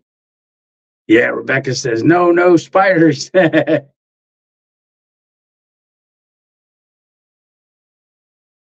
Yeah, absolutely, old and crackodated, as you know, because you're a creator as well. But you're really the phone for me. It's because it's my phone, not camera. But the whole time I'm camping, I'm engaging with the phone as the source of me talking to you guys, and it's like a little portal. So you guys are right there. And then I like coming home, and when we do a premiere, and I do seem to do a lot of premieres because I like being in the comment section with you guys. But also it advertises that the video is coming out. So if someone doesn't know that it's coming out, they'll know that it's coming up. If I have a video filmed far enough ahead of time rather than just putting it up that day, generally it'll be a premiere. And that's mainly for advertising reasons, to get it out there so people know that I'm going to be coming on with the video. But I enjoy watching it on the big screen versus my phone, because I'm using my phone to comment back to everybody while I'm watching it on TV. And it, I know Hammock Mountain sent a picture, put a picture up on our family Facebook page, Random Ventures 2.0 family Facebook page, showing the size of the screen that he's watching me on. I'm like, oh my goodness. So when I get real close to the phone, it's going to be huge in the living room. Yeah. I was out playing around with the Hover Air, which is the drone, and I'm just working with different concepts with it for angles, things like that, and just getting more used to it. And there's one that's hover mode, so the camera's sitting about right here, and you can walk away from it and it's still there, and then walk back up to it, and it's centering you the whole time. So I got like right up to it, so it was like right at my eyes, the camera part, and I'm talking to it, and it doesn't look as close when I watch the video of it, but I'm trying to get different perspectives and different angles. I did do there's a bird's eye view where it goes up, it takes off of your hand, flies out just a little bit, locks onto you, goes above your head, and then the camera's looking at the very top of your head, and then it flies up 20 feet. And then I've got it set to where it spirals as it comes down. And then so it goes up 20 feet, sits there for a second, and then it comes down. And as it's coming down, I'm looking this way and I'm looking this way. And I capture that film, and then I put it on So it goes a whole 360. And then while it's going around me, I'm looking in the opposite direction. And then like that. So I'm hoping, and then when it comes down, it flies out and comes back. I'm going to try to incorporate several different angles of that camera all in the same scene so that it's, coming down, then it's coming looking at me from this way, and then it's hovering right in front of my face. It should be pretty interesting. I'm not sure how it's all going to work, but it definitely does. Spider rave at Tony's camp. Yeah. Hey, do you use one of those car top care? Oh, let me see. Have you used one of those car top carriers? They seem to hold a lot. They do, Dano. I had one on ever since Lou helped me put it on right before I did my trip across America. And I left March 7th of last year, 7.5 weeks with the car carrier on. And I did start out with a lot of stuff up there. And then at different times, I would bring it into the car, and I rather than putting it back up there, I would find a different spot in the car that made it work. And since then, pretty much everything that's out of the top of the carrier that I would need on a regular camp is now in the car or in the studio or in the house ready for me to pack for our next adventure. So I thought I would take it off. I just took it off earlier this week. Yeah, like Monday or Tuesday. And what's funny is the guys that I was just saying I have coffee with in the morning, I literally pulled up with the Subaru right in front of them. They couldn't see in my window, and they were looking at the front of the car, and then they were looking. Usually they would wave at me when I pull in. They didn't know if it was me or not because the car carrier wasn't on there, and it's been on since last March, and I've just taken it off. It'll go back on again. Eventually, if I need to do a lot of packing in there and incorporate that. But for the most part, I've found that I'm more stealthier without it right now. And that's what our big thing is, to be more stealth. Yeah. But if I need to put it on, it's very accessible and easy to get back on. Let's see. Let's see.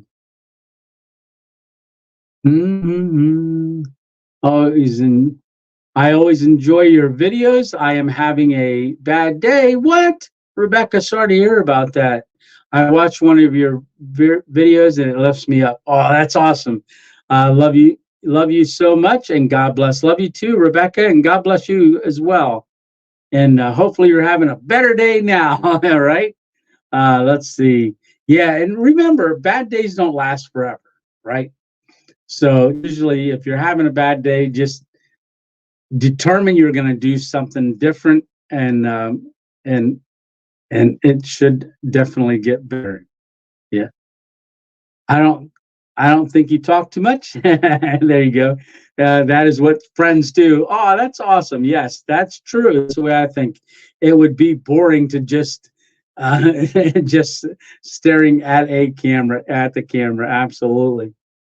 Right, old and crackedated. That's true. Yeah, fair point. Stitch says, "Hey, Gem in the Mud, how are you doing?" Hi, Tony. Thanks to one of your videos about how to set up the one-wind blanket and underquilt combo helped me have my first comfortable night hammock camp. Awesome. That's great to hear, Gem in the Mud. That is great to hear. That, I'll tell you what, that camping blanket and combo set is, I was shocked. I really was. I've never had a one-wind under blanket. I was hinting to them, or underquilt. I was hinting to them for a couple months ago, and they're like, "No, it's not in the budget." About sending you one and stuff, and then they ended up, someone wanted to return one, and he told me it was going to be blue, and I was like, "Oh, blue. It's not really my color scheme for being stealth camping. A blue underquilt out in the woods." And but when I got back from HangCon and it was here, and I opened the box expecting blue, and boom, it wasn't blue. It was OD green, which I love. Oh, Nick, thank you so much, Nick. Let me see what that says. I gotta slide my screen. Happy Sunday. Looking forward to the next video. Absolutely, Nick Brown. Thank you so much for that super sticker. Yeah, I appreciate that. Oh no, super chat. That's what it's called. Super chat when you put words with it. Yes. Thank you so much. And I'm telling you, I think you're going to like the next video. I know a lot of people like when I do stealth camping, and they are not a weekly thing. You can't really do it weekly because there's a lot of planning that goes into it. Plus, there's certain things when you're stealth camping that you can't do when you're just kind of stealthish. Like we were just in. Wasn't that place beautiful under all them pines? And who would have thought that it's right next to a major road? And who'd have thought? But I consider that stealth camping because it's not an established campsite. You're not supposed to be camping there, really. And it's nobody knows you're there. I mean, everybody that drove by didn't know I was there. Yeah. So. But that allows me to be more not as concerned with, oh, can I turn the light on? Can I not turn the light on? And cook something like that. Like I couldn't get away with doing that in a, say, behind Dick's Sporting Goods store that we did, or next to Walmart, or where there would be foot traffic very close. I couldn't be doing, those peppers and onions and steak. I'd have people wandering through the woods. Yeah. Need to come to Bluegrass Bushcraft Rendezvous October 4th, 5th, and 6th at Turkey Foot, McKee, Kentucky. Oh, wow. And all is welcome. It is put on by Bluegrass Bushcraft, Robert Hall. Our family just keeps growing every year. Well, Rat Pack Bushcraft, that sounds like that might be a pretty cool one to get to. I don't think Kentucky's too far away from me. Yeah. Like I said, I just incorporate that and maybe do a camp on the way down there, even if it's for 2 days to get there. Yeah. Let's see. Hey, there's the Sunday dinner chef. That's Tom. So Tom was on the 24-hour live that I jumped onto for Kenny to help support him, to get him up. He ended up, the last I had checked that night, right before I got off, he had 3 hours to go. And I believe I was on from 11 o'clock at night, 11:24, until 6 a.m. my time, a little after 6 o'clock in the morning. So I hung with them guys for about 7 hours.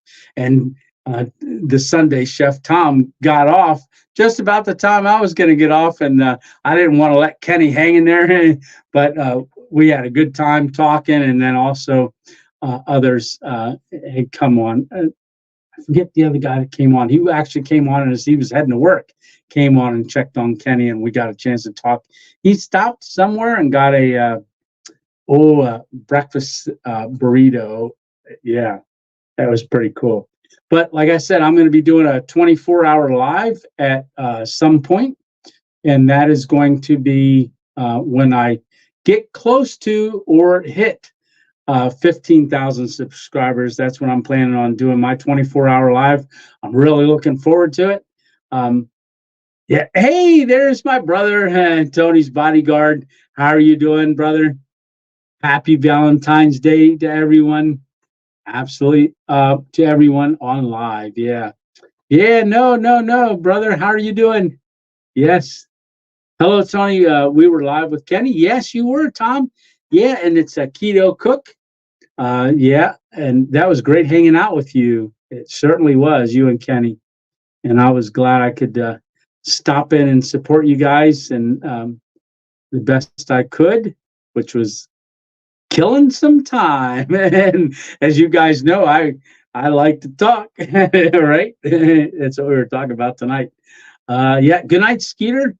Uh, thanks, Stitch. Going to have to do more looking into the scrotal. My dad loves his Blackstone griddle, but it's a lot to drag around weight and space wise. Yeah, and KN, that one there, it fit in my backpack, and I packed that one in, and I put it in my 55-liter backpack along with my hammock, my underquilt. Well, everything you saw on that camp was in that backpack. Yeah, yeah. Let's see. Good night, Skeeter. Let's see.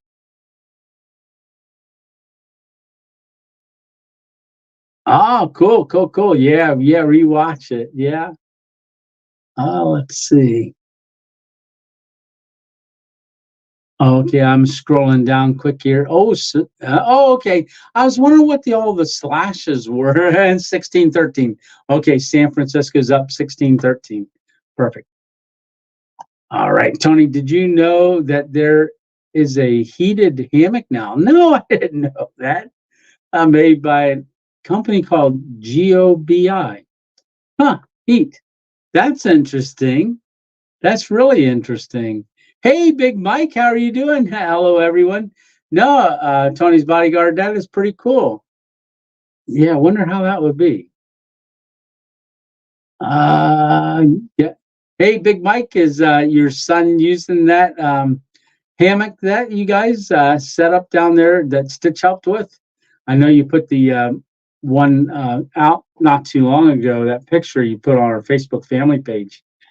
Oh yeah, yeah, I love the One Wind gear as well. Incredible and very impressed. Yeah, very, very impressed. I was impressed with it. And like I said, go down and anybody that's interested in any of the One Wind gear, I always have a link in the description of all my videos. And I believe there's a code.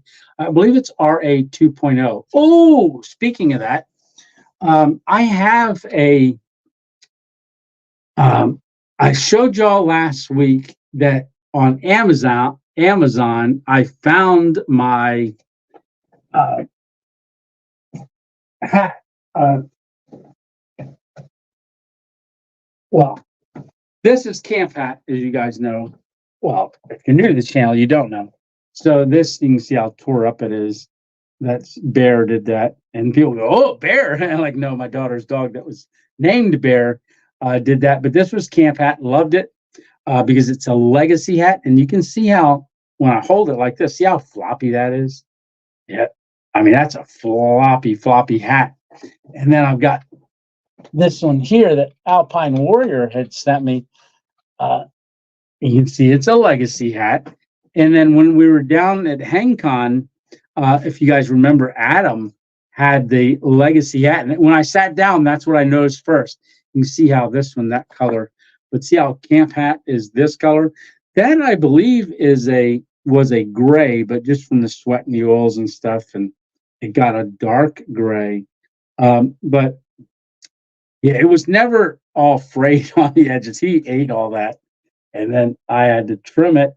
But if you notice on the front of hats, so the hat that I have on right now, like this one here, Jeff Cooper had got me that one.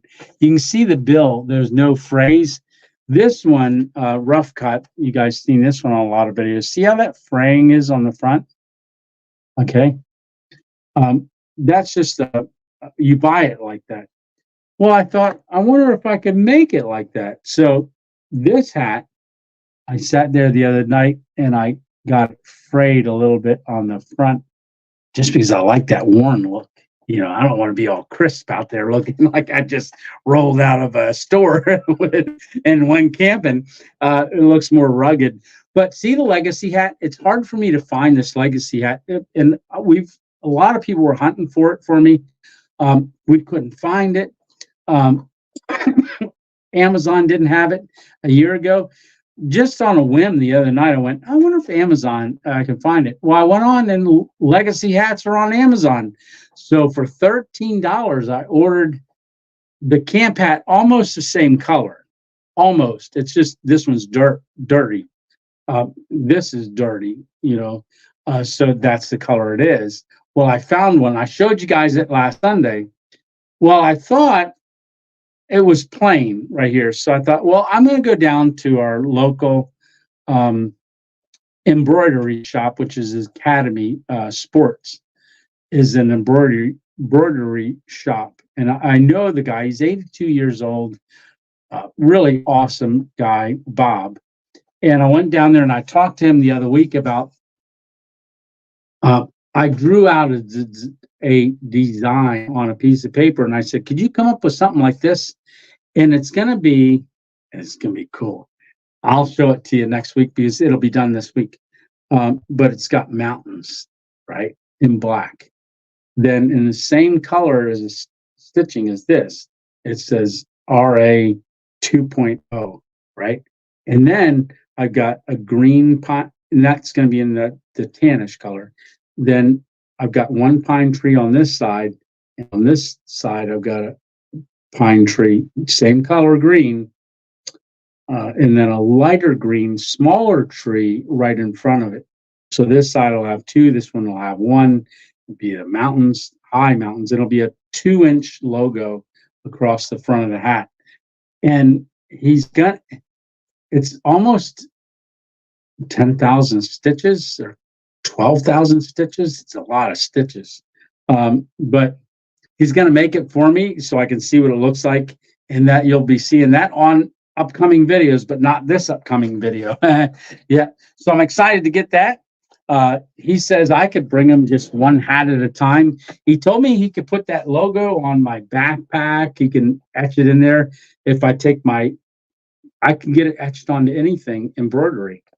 And yeah, I'm interested, and it'll support a local business as well.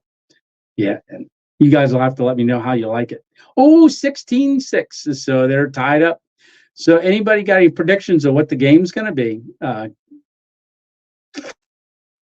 Yeah. The final score. Maybe it's final score already. Hey, Eva, how are you doing? Hope all is well. Seem like you're having more snow coming. Yes, definitely going to be more snow. That's coming this weekend or on Monday night. Hey, Richard, thank you so much. Keep on camping. Well, I appreciate that $5 super chat.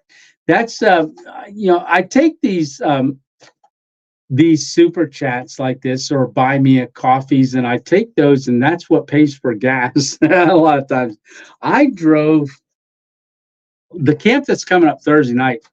I drove over 2 hours, and I used the money that came in for the super chats from last Sunday. And also I gotten a couple of buy me a coffees, and I'll tell you what, that helped tremendously for me to get up to that camp. I ordered the camp online. Like I said, that was only $16. So that was like 3 coffees. Yeah. And that's a beautiful camp. I have a fire all night long into the night until I go to bed. And just amazing, amazing, amazing camp. Yeah. Olden Cracker did 1 Wind and 1 Tigress. Yeah, I really like them a lot. And as far as I want to get more into U.S. manufacturers as well, but unfortunately, I've never experienced any U.S. manufacturers. I'm hoping to try some out, now that I know Dutch, down at Dutchware, Hammock Gear, Adam and Chad. I want to get out there and see him. Hopefully, I'm going to do a podcast, a tour, and also a camp with him, maybe sometime in the spring. Yeah. Oh, Gem of the Muds, you've done 6 stealth overnighters now, but last night I had to run for my life. What? In the dark woods when a man was shouting religious stuff outside my tarp. Oh my goodness. Yeah, no. Yeah, no. Yeah, I'm not sure where you stealth camped, but I always highly recommend really scoping it out. I do a lot of recon on my spots. Like there's some spots that I've gone that I thought might be kind of sketchy just looking at it, or getting an unsure feeling, uneasy feeling, and I've not camped at places because of that. And then I've scouted places out a bit longer over weeks, sometimes months, just to make sure that the environment was still the same and didn't change. And I've already gone back to spots that changed drastically in 1 month. So I always do a lot of recon. But yeah, Gem in the Woods, definitely be careful. Yeah, I don't know where you stand, but I always pray over the area and over myself for hedge of protection. Sounds like you made it out okay. Hopefully, you were able to get your gear again back, or I'm not sure if you just ran out of the woods or if you packed up in um, the zipper pack cover. Oh yeah. The zipped pack cover. So that is One Wind makes a um it's I'm trying to think of what video that one is in. It's in one of mine in the fall, but it's a pack cover, but it's also a ground cloth that you can put right down on the ground, and it zips up on three sides. You can unzip the whole thing and it stretches out really big. But if you fold it in half, you can put all your stuff in it. Oh, in the HangCon videos, Stitch and I had that on the picnic table. I had it on the one end and I had it zipped up just to keep all my stuff in it in case it did rain or get wet and stuff like that. But also just to conceal things as well. Yeah, definitely. Please be careful in the field. Yeah, that is scary, Boo. Yeah, always be around what's around you at all times. As prepared as I could be. Awesome.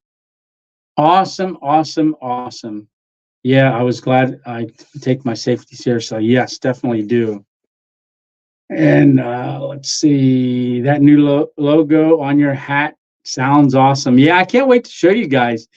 I do have the logo on an email, but I don't believe I'd be able to show that to you guys. I'm going to keep it as a surprise. You'll just see it when I get the hat. Let's see. Oh, well, thank you so much. Yeah. Yeah, we do have matching. Yeah, we do have matching beers. Look at that. Yeah, we'll be mistaken as twins if we ever get together and have coffee. Yeah. Uh, yeah. 1916. Minute and 53 left. Ooh, okay. That was at 10:09. It's 10:13. So the last minute and 53 seconds will be hours. Yeah. It's amazing how fast a game can go until the end. All right. Good night, Rat Pack Bushcraft. God bless you as well and stay safe. Yeah. Yeah. Let's see. Hey, Hike with Mike. How are you doing? Howdy, folks. Hey, folks. Yeah, we might get a bunch of people jump on after the Super Bowl. Yeah. Aloha Stitch says hike with Mike. Rebecca, I hike with Mike. I hike with Mike. Yeah, so it's 10:13 right now. Let's see. And we've been on for an hour and 43 minutes and 59 seconds. All right, and we got 44 people watching. I'll tell you what, let's have question time. If anybody's got any questions for me about that last camp, 39 seconds left. Oh, is it going to come down to a nail biter? Yeah. Yeah. Yeah. Yeah. Yeah. All righty. So, does anybody have any questions for me or uh, at the? Oh, it's jumping! It's jumping! All right. Yeah. Well, I'm glad we did this. I really am. It saved me stress from feeling like I didn't get to talk to you guys this week. I've really enjoyed it. I've enjoyed every time that we get together on Sunday nights. I wasn't really planned out for tonight because I didn't know I was going to do it.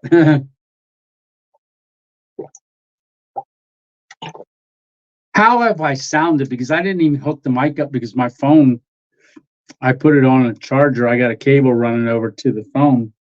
Um, because I didn't hook up the DJI microphones. But on that last camp that we did for breakfast, as you know, we had the delicious oats. This is the one that I'm really looking forward to eating. Now, I don't eat one for breakfast on this camp that's coming up on Thursday night because I want to only use these when I'm out backpacking. The one Thursday night is going to be a car camp. Oh, I see a question from Stitch. Oh, Stitch, I'm not exactly sure what hangs I'm planning on. I know the one that I want to do definitely is the Maha down in Pine Grove area. I know you sent me the link, said it's going to be at a paintball place. So I definitely do want to do that one. I know I want to get to the one in North Carolina that I forget the name of it. I do want to get to that one. That one in Kentucky sounds pretty fun, but the only two that I know I'm thinking of definitely getting to is the one in the Maha and well, when you say this year, Maha, and then also that Mossy one down in North Carolina. Those are the two so far. So far, yeah. Oh, we got another question there. Yeah, it's a 3 to 4 season underquilt. I used it just as an underquilt, and the reason they say it's could be 4 season is because you take the top quilt blanket that's snapped on and make that also part of the underquilt, or you can use it as a top quilt. I think when you use it as a combo underquilt um, and the blanket together under your hammock, it becomes more of a 4 season. But then you got to still do a top quilt.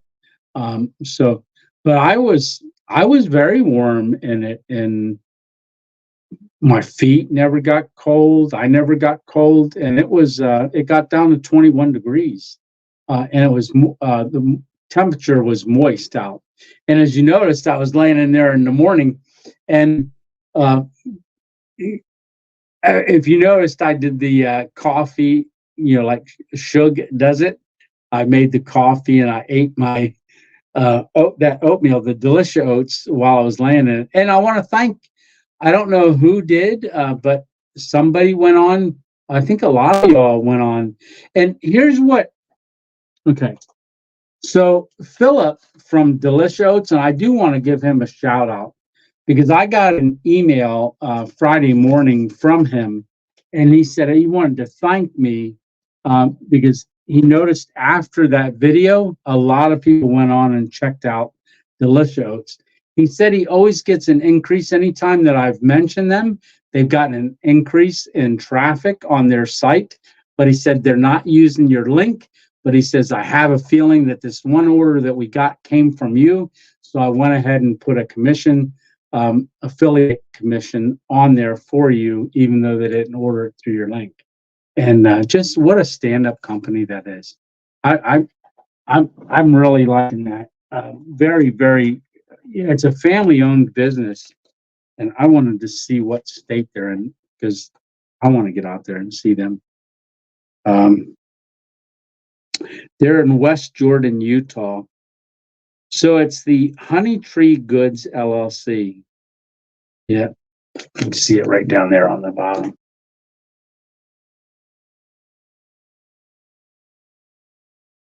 And like I said, it wasn't, they didn't have to do that, but they said every time that I've mentioned them on a video that they've gotten a lot of traffic, because with a lot of these cottage companies, very small companies, and this is a US company, with a great backstory of why they came out with these and what type of ingredients that they want to use.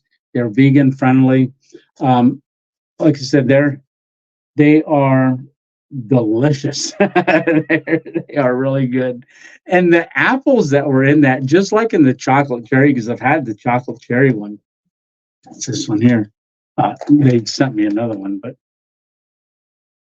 this is that chocolate cherry. Very good. But do your day. See that up there on the left-hand side there? Do your day. And the reason I like them is because in the morning, if you want to just pack up, and because you prepared these overnight, you can leave that out, pack everything up, eat it, and then get going. So it's great if you got to get out of an area early and you want to eat something. But what it was designed for is that so you didn't have to cook all your stuff in the morning, make your stuff, then eat it, then pack everything away, and then go hiking. You can wake up, pack everything up, eat breakfast, and then go for a hike. It gives you great energy throughout the day.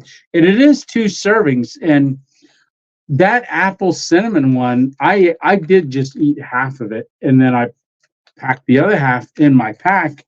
And then later that day, I pulled it out of my pack and I ate it. What a great option that was. Yes, it was. It was good. Good stuff. Tied up with 6 seconds. Oh, tied up with 6 seconds. Ooh, it's going to be a nail biter. Yeah.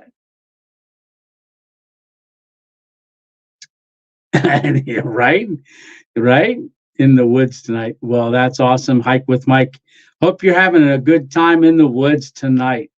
Yeah.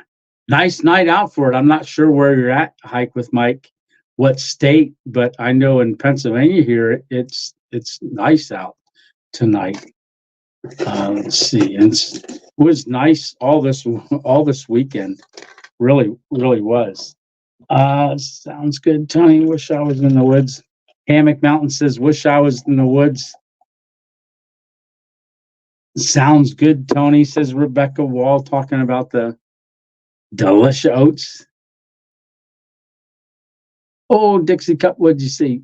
So awesome. Yeah, so awesome you're out in the woods. Glad to hear that, brother. Yeah, it was very warm. That's a good underquilt.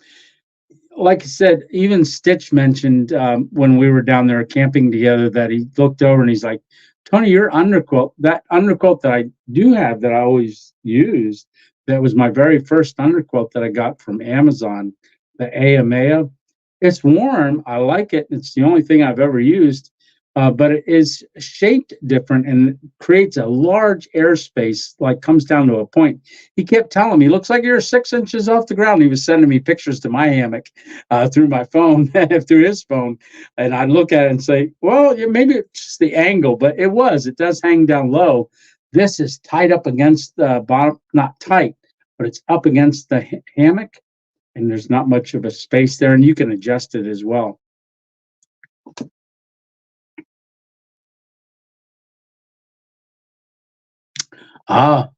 Yeah, something that one, no, but that was on the cup, the one that Gabby put on my cup. You'll see that cup on this camp coming up as well. But yeah, no, that one says Mr. 2.0. I could do a Mr. 2.0, but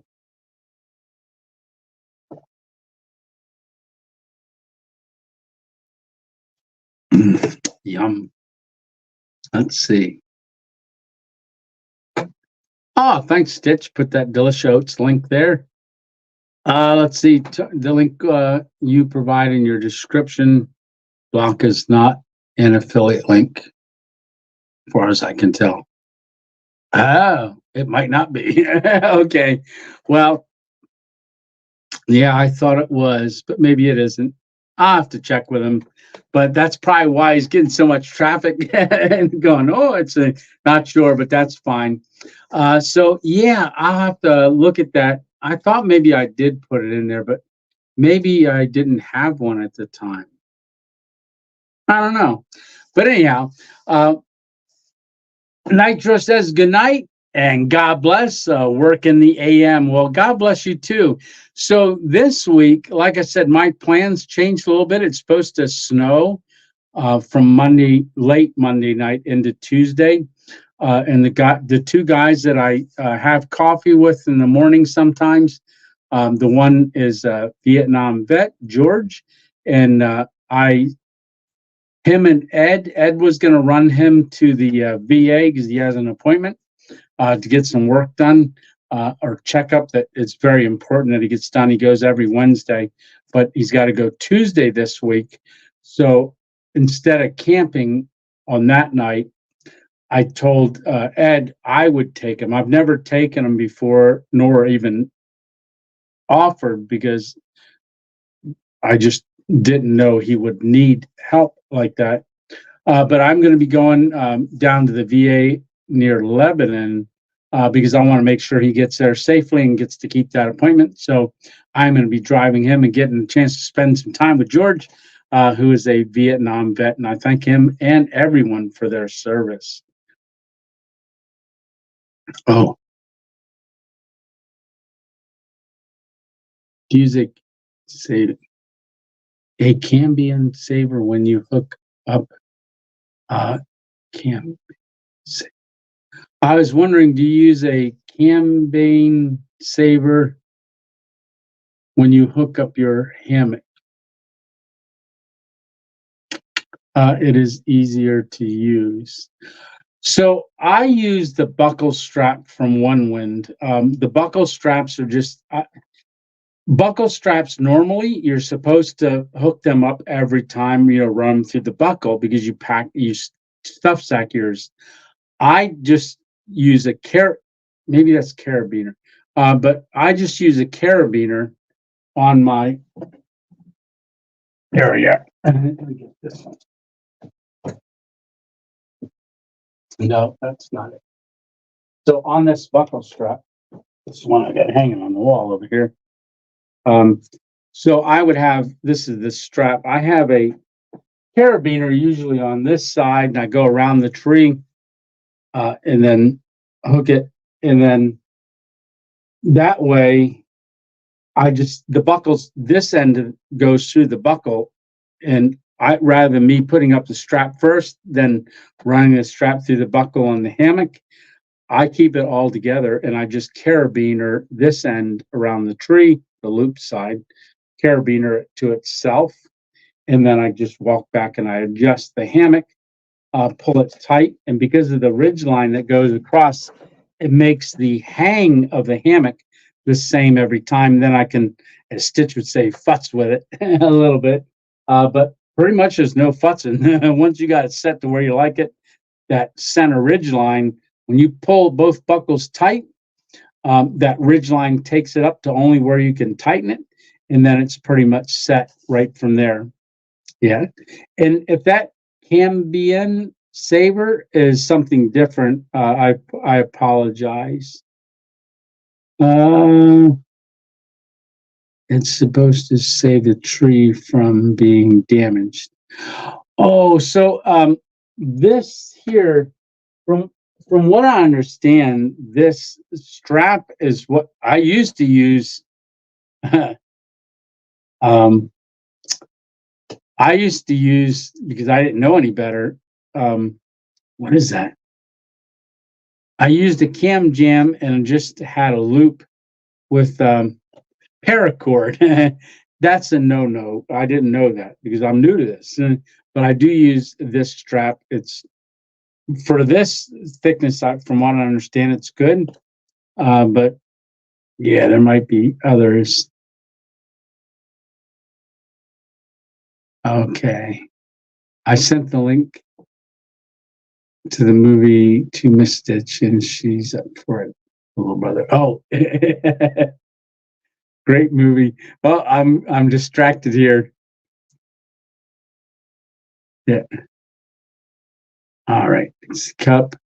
We all use that strap. Yeah, to hang the hammock, to reduce any potential damage to the tree. Correct. Yeah. So that's what I use. I use the strap. I used to use, because I didn't know any better, I used paracord, and that's where I started becoming educated about hammocking, because you guys are learning with me as I learn. A lot of you are giving me information so I can learn more, and that's what I really like about the hammock community is, they love to share information, and then if you see what works, that might be more comfortable for you, then you start using it that way. Sounds like it's pouring. I guess better than rain, better than snow and ice right now, old and crackedated, right? Okay. Yeah, and KN says thinks the reference equals is a affiliate link already. Yeah. Good stuff. Stitch. Yeah. Did it definitely go into overtime? I'm not even concerned with football, but I guess I am right now, right? Because maybe someone on here wants to know.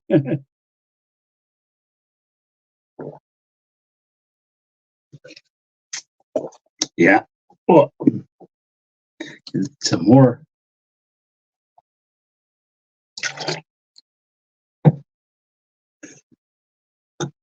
Yeah, they do make extra wide straps too. There's a whole bunch of configurations for straps and different things for straps. In some states, I believe, require you to use even a thicker strap. I think I heard AJ mention that when we were down there for HangCon. All right. Well, let's see. We're 10:31 and we're 2 hours and 1 minute. 41 people watching. Well, I'll tell. Yeah, overtime.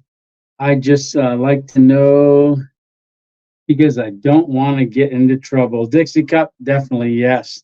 And there's a lot. Dixie Cup, have you ever been to a hang before? Question mark. Yeah, I had never been to one until I went to HangCon. Had never been to a hang. I'm not sure what state you're in, Dixie Cup, but there might be a hammock hanging event. Great people that get together on those and share information, and very welcoming to new people. Yeah, AJ, and if y'all didn't hear, AJ and Paul got invited over to Europe. So on the fourth video of HangCon, I talked to Christopher, or Christian, Chris from the Danish festival. And there's about 40 people from the Danish festival already planning on coming to HangCon in Florida next year. Yes, Tony. Many state parks require 2-inch straps. Look at that. Thank you, Stitch. Yeah. Let's see. I never used a hammock. Oh, there we go. Oh, never used a hammock, but you're in New York City, but thinking about it. All right, Dixie Cup. Yeah, no, that'd be cool. And New York, you're not far from places that would be. I think that I know New Jersey. There's the Pine Barrens. There is a Pines Barrens hang, which I'm not sure. I don't believe I would go to that one, but um, pork roll, who I was calling pork butt, and only realized when I saw his hat was pork roll, and I knew it was pork roll, but I'm videoing calling him pork butt because everybody else was calling him pork butt. But we do the interview. He's from New Jersey and does hangs out there. There's a hang coming up out there. in New Jersey, the Pine Barrens, sometime this year. All right. Okay, let's see. Yeah, yeah. Look into the Maha hang if you ever want to try it. That one, it's a much smaller hang, but I guess it's getting bigger. But it's not 500, 600 people. It's more like 50 people. And there's even videos of last year's hang. I believe Spaguyver is one of the ones that put a video out from down at the Maha hang last year. I watched his. That was really a nice hang that they had. And they have nice giveaways, meals, things like that, and really do learn a lot. Yeah, let's see. Yep, there's New Jersey Pine Barrens and Long Island Pine Barrens too. Even closer. Yeah, no tolls. Yeah, that's right. No tolls is good.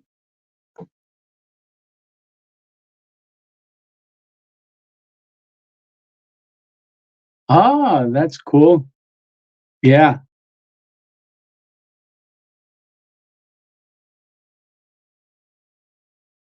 Okay, understanding that Pine Barren hangs are a little. Yeah, yeah. It's what I was saying. The Pine Barren ones, just from what Pork Roll told me, might be a little much. I would go to Maha Dixie Cup if you want to go to a hang. Like I said, I'm probably going to go to that hang. So if anybody is in the New York, New Jersey, Ohio, but even Virginia, there's people that come from other states that go to that hang. I will be going this year to that one as well, and I believe it's going to be coming up a little bit later in the year. I'm not exactly sure, but I'll be mentioning it as it gets closer. I am going to go to that hang, and maybe y'all can come hang out with us. Yeah, that would be awesome. Okay. Well, it is 10:36, and I didn't want to go too long after 2 hours, and I'm going to go ahead and say goodnight, everyone. Thanks a lot for coming on. And any last questions or anything? And if not, just we'll all say goodnight. And like we've got that video coming up Thursday night, so check out the. Oh, wait, one last thing. As you know, we stopped doing Mail Mondays, and I said that we would, if we got mail, we would go ahead and do a Mail Monday. So I am going to run to the bathroom real quick. I'll be right back because I want to do. We got a box from James Rockford, and like I said, talk amongst yourselves for a minute.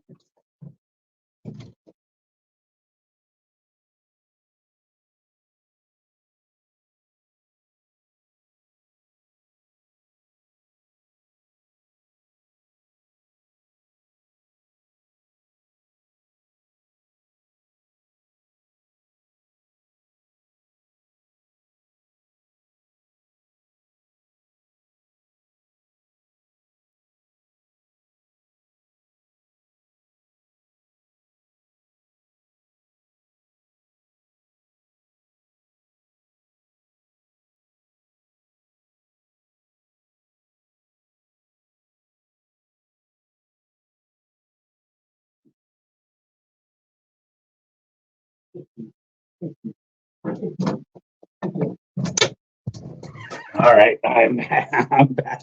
Sorry for the delay. All right, so hey, all right, let me see you guys. You want to come up here? Come here, Kitty. Kitty. Yeah, come here. Let's see if he comes up. Come here, Kitty. Kitty. Come here. Come here. Come on up. You guys haven't seen him in a while. Stretch. He loves a stretch. So this is that black cat that we got picked up as a stray. He was a little kitten back some time ago, but he loves to stretch. If you grab him under his arms, he puts his arms straight up in the air and he shakes and his ears wiggle when he stretches. He's been doing that since he was a little kitten. But so we did get mail, and I talked about not really doing a Mail Monday anymore, and we would incorporate it in a video when I'm out in the field, or we would do it on a Sunday Night Live. So I did open this box the other day, and I figured, well, I'll show you all what the contents is, but I want to get the note out first. I packed it all back in here, and the note is just on the bottom. All right. It smells good. Yeah, it does. When I say it smells good, you're going to understand what I'm saying here in a second. All right. Okay. Oh, I know everybody's saying, squirrel. Wait, it's Mail Monday. All right. So, everyone, this is some items that come handy while camping: personal wipes, shower wipes, and some dude bombs for either toilet or the outhouse waste unit. God bless James Roxford. Bill. Yeah. So, James Roxford told me he was going to send a box, and he did. So Bill, who goes by James Rockford, he had also sent me the badge, the YouTuber badge. So I opened the box, and like I said, when I got it from the post, I was like, "Ooh, this smells good." So the items are from. Let me show you the label on the box. So cover up the address. His address. Yeah, put it this way. It went my hand. All right. So, from the U.S. Supreme Commander of the Allied Expeditionary Nordic Camping Forces to Sir Tony Random Adventures 2.0, Ellisburg, Pennsylvania. And I did look up that U.S. Supreme Commander of the Allied Expeditionary Nomadic Camping Forces. There's a lot of history behind that as well. So I opened the box, and the first thing that I saw are dude wipes. So this is really cool. There's 30 wipes, flushable wipes. And I read some of the stuff that was on here. It's really cool. So when you're out camping, there's a lot of times no showers, or when you're traveling or car camping, stuff like that. So Alpine Warrior had sent us these little washcloths. They're little and about the size of a pill, and when you add water to them, they expand, and you can wash with them. But this is back in the day. I'm going to read this part to you right here. Let me put it there. Later on, if you wanted to read it more, you could pause it and maybe read it. But I'm going to read it out loud here quick. So back in the day, we founded Dude Products out of our apartment in Chicago. Whether it was some unexpected physical activity or the aftermath of the lunchtime burrito, we realized we are destined to smell. Something needed to be done. So on behalf of Dude Kind, we created Dude Wipes to combat stank and put you back on your game, whether wherever or whenever nature calls. So these are called Dude Wipes. Tear, unfold, wipe, dude, sweat on the face. Oh, it says also sweat for face, hands, pits, and dude regions. And it says make sure you use them in those in that order. So yeah, that's pretty cool. So there's 2 boxes of these, and they smell good. So 2 boxes of those, and then these are called Dude Shower on the Go. 1 body wipe, do not flush, dude. So these are Dude Shower. So these are products that you can use as a shower. So directions: grab 1, scrub down your face, body, pits, and dude regions. We suggest in that order. I thought that was funny. Yeah, guess they got to tell some dudes that, right? And so there's 2 packs of these dude showers. That's a lot of showers. That's cool. And then the one last item that was in there, uh, it's Dude Bombs 2-in-1. Before you go, eliminator, and then toilet bowl refreshener. So there's 40 pods. So like little pods, and you throw them in the toilet, and it says, even if you're using an outhouse or a pit toilet, they would work good. Before you drop a bomb, drop a dude bomb. I thought they were cool. So they were originated. They originally were created in Chicago, and James Rockford is from Chicago. He was a Chicago homicide detective for a lot of years. Now retired. His dad and his brothers were also worked for the Chicago Police Department. So James Rockford, thank you so much. That was really awesome. I am going to get some dude regions taken with me when I go out camping. So I'm going to get some of these in the car, and then I'll have a resupply out here as well. What is this? Thank you for joining the Barstool Chicago headquarters. So there's a little business card here. Yeah, Barstool. And this one. So this is just a little recipe that's also in the box. That's for dessert pear paradise, and it looks pretty cool. All right, so James Rockford, thank you so much, and that was really awesome. Yeah. Oh, I got to look back in here. Oh yeah. Good night, good night, good night, good night. Well, I know I said good night, and then I went, wait, hold on. Yeah, if you're still on, if you got off, I sorry about that. No demonstrations. Tony just promised me that. Yeah, no demonstrations. Where is the outhouse? Laugh out loud. I should have got one of those and taken them with me, but I didn't drop a bomb. Yeah. Dude regions, right? I can take a couple showers with a gallon jug of water. Yeah. Let's see. Do you think the Duke used dude wipes? Right. 2 ounces of rubbing alcohol for body wash. Yeah, rubbing alcohol. Yeah, I've had an experience with that already. Yeah, which works well as well. Yes. Oh, Kansas City. Is that the final?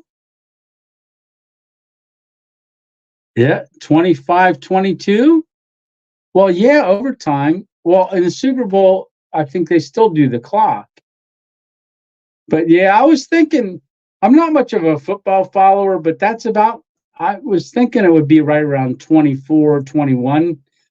So 25-22, pretty cool. Not sure if that's it. Thank you, Hammock Mountain. What Hammock Mountain say? Ooh, Stitch. Wow, Daniel. Not sudden death. Yeah. Yeah, I don't think Super Bowl isn't sudden death, I don't believe, if I remember correctly. Like I said, I don't follow it much anymore as I used to. But yeah, interesting. Well, maybe we'll stay on till the final is over. Because I already went to the bathroom. I was mainly going, okay, we've been on for 2 hours. I think I got to get off because I had to go to Taylor Swift wins the Super Bowl, right? Yeah, watched some of the recovery videos. Man, you're an inspiration. Well, thank you very much, Anthony. Yeah, thank you very much. Yeah, if a lot of you didn't, if you want to see what I was like right before the stroke, the last video that I did before the stroke is 27 hours, was the bridge challenge for Stealth Camping Alliance. Okay, Stitch says that's the final. Okay. Huh. Was 27 hours before the stroke. I slept under a bridge, did a stealth camp for a challenge. And then the very next video was the beginning of the series. The series, I'm looking at the comments.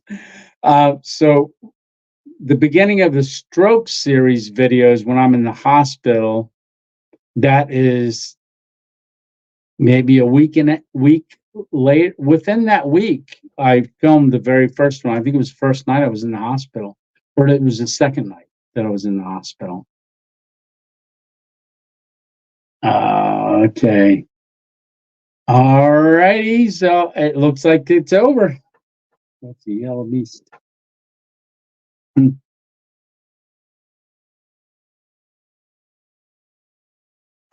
Okay. Well, looks like it's over. I remember that video under the bridge. You made a huge improvement walking since that. Yeah. So after the bridge, then I was in the hospital. Oh, well, thank you very much, Anthony. And Anthony is actually my name as well. Tony and then Anthony. But I didn't know my name was Anthony until I'll tell you this story real quick. So my parents got divorced when I was very young, maybe about 8 years old. And then we used to visit my dad once a month, take a bus from New Jersey over to Baltimore. And then he would pick us up in Baltimore and we'd go down to Annapolis where he lived. And so I'm about 11 years old, and we've been doing this for years, taking the bus every other weekend or one weekend a month. We would get on the bus. Well, for Christmas, the one year, he got me a suitcase and my sister a suitcase.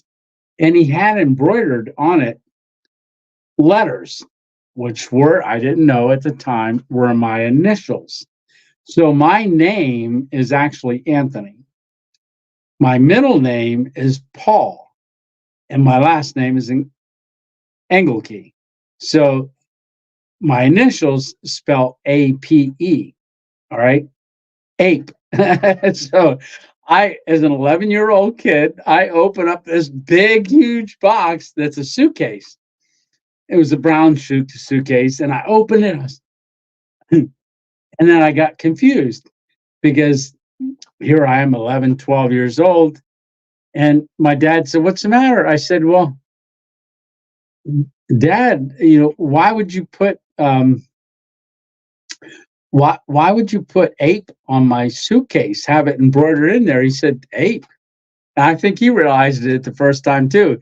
He said, "It's not ape. That's your initials." And I said, "No, it's not." And I said, "My name's Tony." And he goes, "No, it's not. It's Anthony." Anthony Paul. And I was like 11 or 12 years old. And that was when I knew for the first time that my initials spelled the word ape. Yeah. Tony the ape. Laugh out loud. Yeah. What did Lou say? Man, the 1920s were awesome. Yeah. So let's see. Oh, your first name is Anthony as well. Oh, cool. My name is Anthony, Stitch. Oh, that's awesome. Hey, Sunshine, still here. Yeah, still here, Tony. Yes.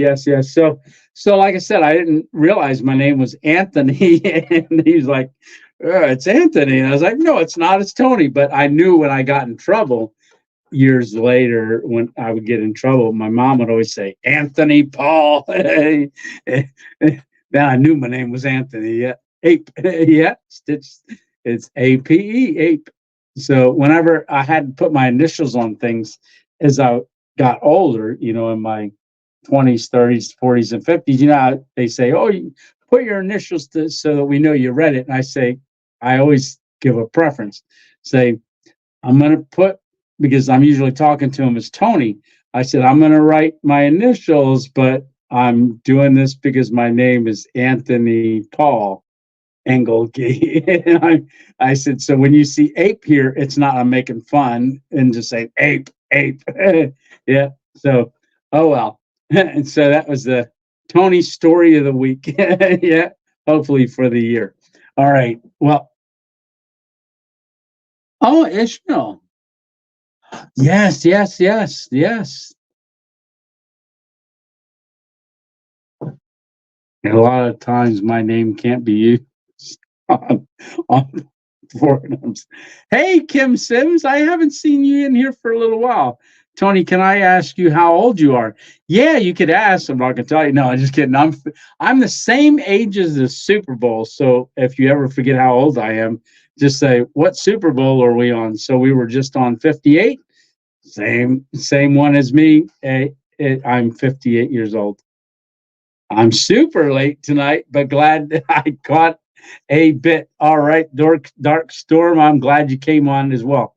Well, now that the game is over and Kansas City won, anybody that is just jumping on, say hi, and I'll stay on for a couple more minutes for you to say hi back. And well, yeah, we got a couple more on because we were at 41 when I was going to say goodbye. Now we're up to 49. Well, 49 side, not San Francisco 49ers. And so we got 49ers watching. Oh, good. We just jumped to 52. Okay. We are the same age. Okay, Kim. Cool. 1965. If anybody wanted to do math, it was 1965. Yeah. No, my name is not Anthony. I didn't think, just wanted to be one of you guys. Stitch said, no, I know. Stitch, you were trying to throw everybody off. My name is Anthony. Hey, Carl. How are you doing, Carl? You must be a joiner now after the game. Exciting game, right? Hey, Joseph Kelly, how you doing? Tony knows. Moby Dick. Right? Oh, Loch Ness Monster. Yeah. Yeah. Let's see. Yeah. Let's see. All right. Hey, our boys. Okay, Anthony. I'll let you run. Time for me to turn in. Have a blessed night, friend. All right. God bless you too, our Boyd. You have a great night. And I am going to probably give it about 5 more minutes and then go myself.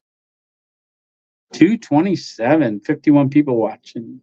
Hey, Joseph Kelly, my 49ers lost the game. You know what?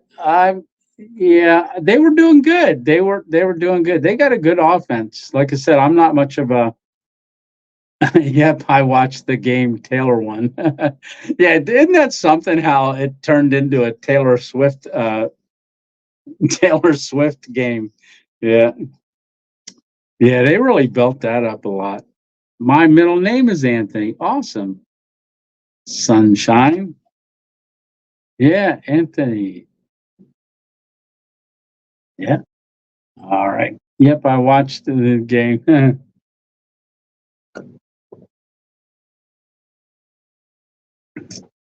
Yum. All right. Well, a couple more minutes. You're on the ball, big brother. Laugh out loud. All right. So it's going to be 11 o'clock in 2 minutes. Maybe we'll go at 11 o'clock. All right.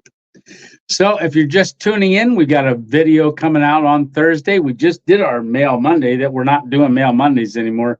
If we do receive any mail, we're going to do it during the week on a Sunday Night Live. Have a good night. I'm going to go watch more Random Adventures 2.0. Thank you very much, brother. Yeah, appreciate that. And appreciate if y'all go on and watch old videos. Like I said, I should pick out a video that I think you guys should watch. I just watched one the other day, an old one, and I'm like, wow. there's a lot of videos that never saw the light of day, really, and I was surprised that it didn't have more views, but I thought it was a good video. Let's see. Let's see if I can might take me. Maybe I'll do a little research again and try to figure out one from an old video. You know, Stitch, the one, the golfing video. Since we talked about that one, and you know what video people would like, and I know we said, hey, out of all the videos that you've watched, which one does many of you guys like, and what was your favorite? Or and I know Stitch, you said it was the golf bag one where I did the golf bag as a backpack. I put all my camping gear in the golf bag and I went golfing. Since we mentioned that one, that one's actually done better. It's up almost 9,000 views now. And that one's, oh, that was within the first. Hey, Darlene. Darlene must have been watching the game. Yep. Whoop, whoop. Yeah. Yeah. I often watch your videos when I'm going to bed, and I always fall asleep. So I guess I'm feeding the watch time until my TV timer goes off. And yes, you do. And I really appreciate that. Yeah, because, you know, I put me personally, I'll put on a playlist and let it watch too go. And, you know, I'm even doing it for myself because it's not about subscriptions anymore as it is about views. Views really help the channel, help the analytics, help it get noticed. Um, we should try an experiment one time. Like we pick a video and we say, okay, and pick a time that everybody thinks they'd be able to watch it within an hour. And if we could get, say, 100 people to click on an old video, I wonder if that would jumpstart it in the algorithm. I'll often wondered about that because it goes by what people click on too. But if we all said, okay, let's go watch this video on a, say, Wednesday night. We all click on this video Wednesday at 7 p.m. Click on it. And we'll know, and then we'll look at the analytics for it for the next couple hours and see if it jumped or not, and if that makes it jumpstart like an older video that I think is a really oh, which one was it? Because I know we talked about one video one time. It was the one where I did underneath of the concrete bridge at Shikellamy State Park. I went underneath of it. It's usually underwater, but it was dried because they were working on the dam. And I went under there. I did a food review there the week before, and I went back the week after and did a stealth camp under there. It was cold. There was ice on the Susquehanna and everything. And it ended up being really cool. But not many people watched it. But then I talked about it one night and I said, hey, you know, guys, if you guys had never seen that one, go back and watch that one. And people actually went back and watched it. And that helped it to kick off again. So that one started being, yeah, I think that would be interesting, Darkstorm, if we could do like just like an internal, you know, Sunday Night Live, you know, what would happen if we all went on it, a video and within an hour to two, give it like a window of time and see if it doesn't make an old one that hasn't been watched in a while jumpstart in the algorithm, you know, kind of like clear. And then like we'll pull the paddles out and see if we can't get one of the oldies but goodies going. Yeah. Oh, Rebecca says, good night, Tony. I have to go to dialysis tomorrow. Hope you have a wonderful night, my friend. Love you and God bless. Love you too and God bless. And yeah, dialysis. Oh boy, yeah, that's a lot. Yeah, I know people that have to go to dialysis like that, and that takes a lot out of you. But I'll be thinking about you and praying for you, and God bless you too. Have a good night's rest. I actually got a doctor's appointment tomorrow morning as well. Yep, me Monday morning. Boom chugalaga. All right. Let's see.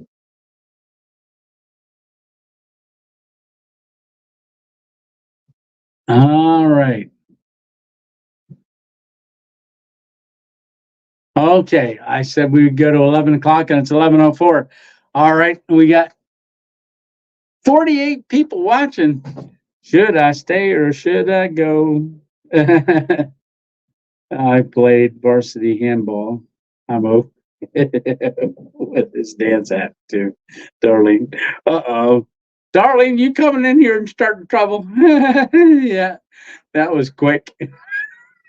Yeah, we missed you, Darlene. Was wondering where you were.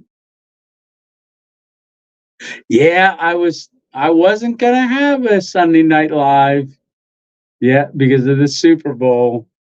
Yeah.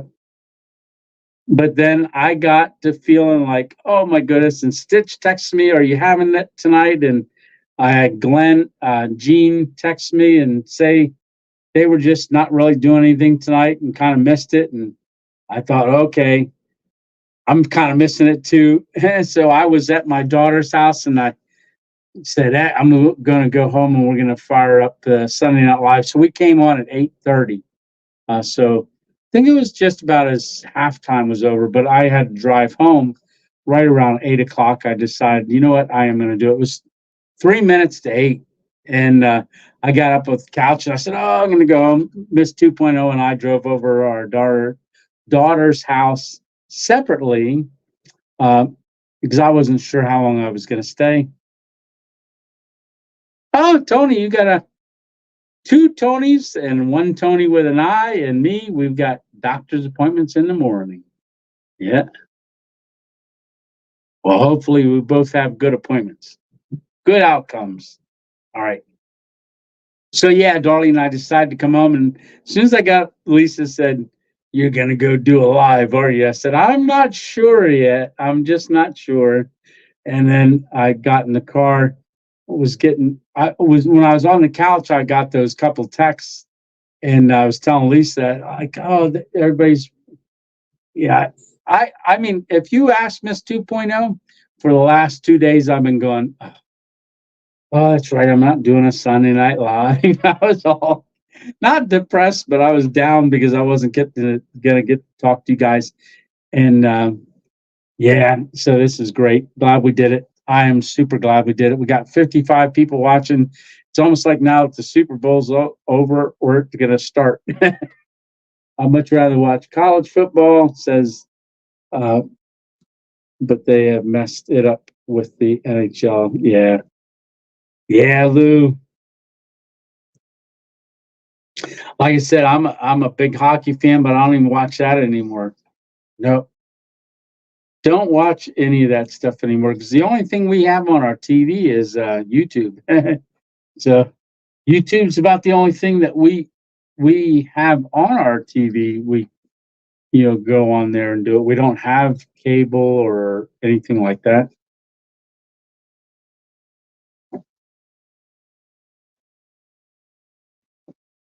Sorry about drinking my water in front of you guys, but I got to get one more liter in me before I go to bed tonight. I try to drink at least 3 or 4 liters of water a day. So, and I got one more to get down.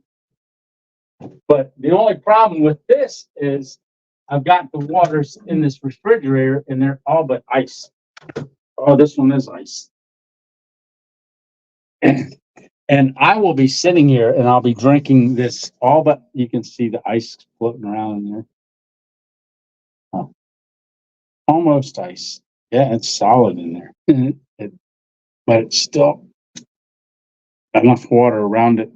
I'll sit here and I'll drink an ice water, and it's not warm in here. It's about 67 degrees in this room.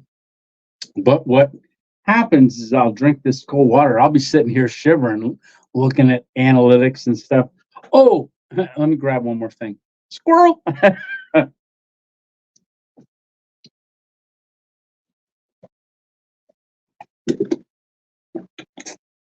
Yeah, the whole center of that thing is a big ice block. You can see the ice in there. Oh, and I love ice water. Okay.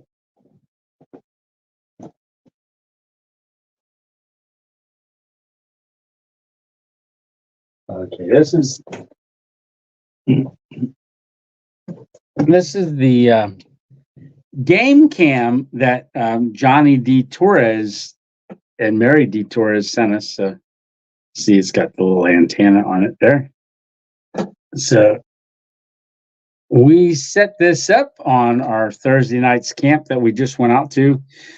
So you're going to start seeing me setting up the game cam. That was the first night. Hey, Bailey, you coming in? She pops the door open with her nose. But the first time that we've ever set it up was the other night. And we set it up on that camp. Because there was snow, a lot of snow around, I didn't see much of the, I didn't see any footprints in the snow. But this is the inside of it. And what I did is you can go through the modes here. And when you set the modes up, it's a 10-second delay. And you can do it so it picks up motion on the sides. So these two are the side motion. And then the one in the center is motion. This right up here is the for night vision. It does record in color during the day and like 2.7K. It's really got good. Now I already took off all so you can on the bottom here you hook up a cable to it, and I got a cable and I got an attachment for the cable to convert it over so I can plug it right into my phone, and then I transfer from this right into my phone, so I'll be able to do that and incorporate the video into the video itself as the whole video. But in this one, because there was no Wi-Fi out there was where I was at, you can also use it as a surveillance camera. So, but if I have Wi-Fi, I can connect to it while it's out on a tree, and then I can watch it and see if anything's there. But I have it because it did go off. It went off for 50 seconds. I have it set for a 50-second thing. Like once it triggers, it will start recording. I got a recording for 50 seconds. It's the highest amount it'll record at one time, but I have it doing recording all night long. I did have it strapped to the tree, but I tried to pick an area, but there was no footprints in the snow, so I didn't think we'd be successful, but something did trigger it. But then I've got it set differently now for the next time. Hey, I'm Miss 2.0 just really scared me because I heard Bailey out there. She clicked my light on. Did you guys see me jump? Hey, you want to come in and say hi? No? Oh, yeah, you do. Hi. Get in here and say hi. God. Yes, bend Hi. down. Bend down. Oh. Hi. There we go. Okay, stay in the light. Hi. There's Miss 2.0. So good outcome of the game. I already saw. Yeah, I only saw Taylor Swift 10 times. 10 times. Yeah. We're on to Ross. Oh yeah. Yay. Oh yeah. So now. Taylor won. Yeah, that's what they were commenting there. That was a good game at the end. Yeah, well, it always is good at the end a lot of times. Yeah, everybody has to get up for work, like Rachel. Yeah. Getting 6 hours of sleep. Right. Well, what time? I did say it would be over pretty late. Yeah. Yeah, last time it was. It was over early. Yeah. Yeah. That was They should last start year. at 3. They should start earlier. Right. Maybe. Well, they're already talking about making it a national holiday. No. Yeah, they are. Really? No, they were talking about that earlier this week. Well, so You know, the kids it's- have off of school tomorrow because of it. Oh, So- wow. Now the parents. Well, it's like in Pennsylvania, even when I was in school, first day of hunting season was no school. Yeah, Right. yeah. That's hunting, but that's That's hunting. Yeah, that's the real reason. that's real. Stock your fridge, right? Yeah. All right. See you, everyone. And Well, Miss 2.0 says good night. Good night. Good night, Miss 2.0. Yeah. Lou saying, hi, Miss. Good evening, Miss 2.0. Let's go, Kansas City, Rico says. yeah. Oh, Ricardo, I mean, Ricardo. Redeemed. Redeemed. Yeah. Sorry for that team. Yeah. Yeah, Bigfoot. I'm hoping I get to get it's going to be interesting to see when I'm camping. Like, I hear things, and I hear animals. There's deer that snort at me at different times. So I'm really, I know a lot of you had asked, and I know a lot of people asked, hey, you should start using a game cam. And I'm so thankful that Johnny D. Torres, and Johnny, I hope you're healing good. He had a knee replacement. But I'm excited to show you guys. It records sound too, so we can pick up sound. And I was so close to a stream the other night at that. Lisa was a Swiftie. Lisa's not a Swiftie. I need to. No, she's hon. She's not. She's not. She was like, oh goodness, here we are going to do the Super Bowl. I don't. She likes Taylor Swift. Our daughter used to like Taylor Swift. I don't know if she still does, but our daughter is 30, and I guess Taylor's 34, but no, she's not a Swiftie, Stitch. Yeah. Oh, I've also had a mountain lion loose, old and cracking, David says.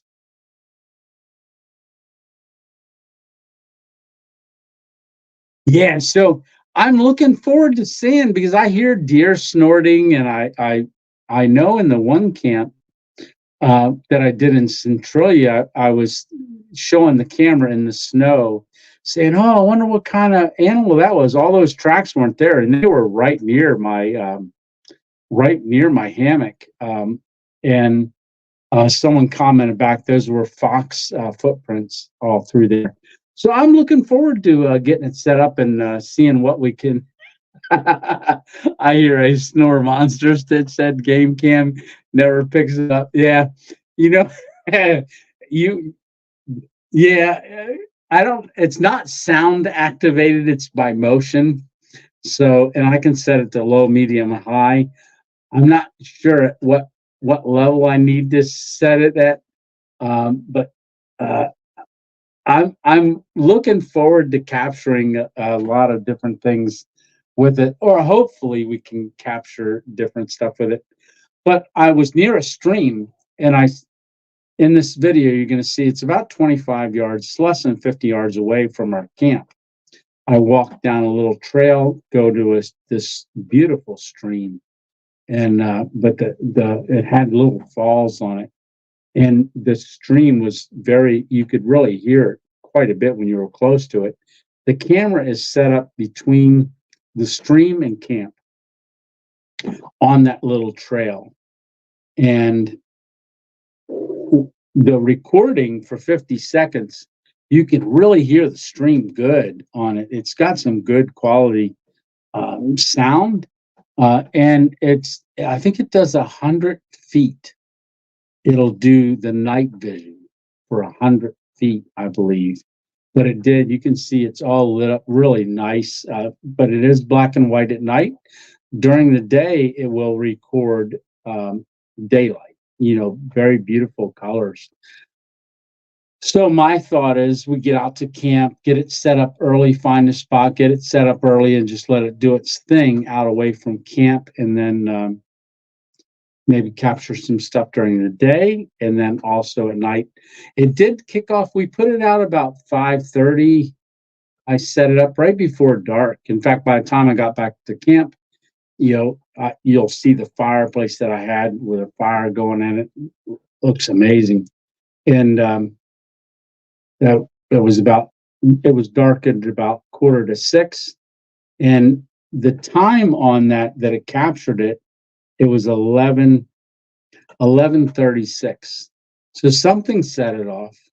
I don't know what, but it did a great recording. So I know it works, and I know I can get the video off So I played around with that today, getting it dropped into an editing program.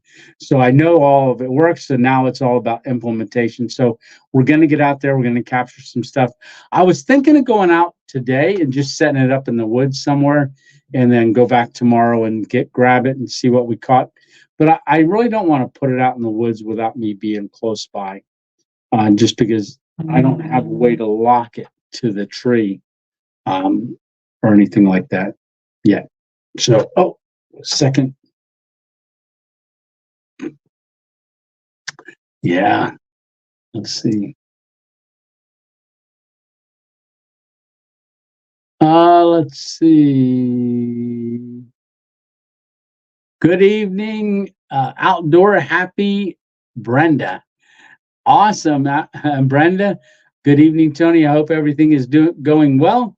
I had to get done watching the game. Yeah, that's what I figured. A lot more people would jump on after the game, but we did have a great turnout. Some were watching the game and our Sunday Night Live, and some were just watching the Sunday Night Live, and some were jumping on after the game. So, all right, but like I said, I was going to get off at 11 o'clock. It's 11:20, but I wanted to stay on, say hi to anybody that came on tonight.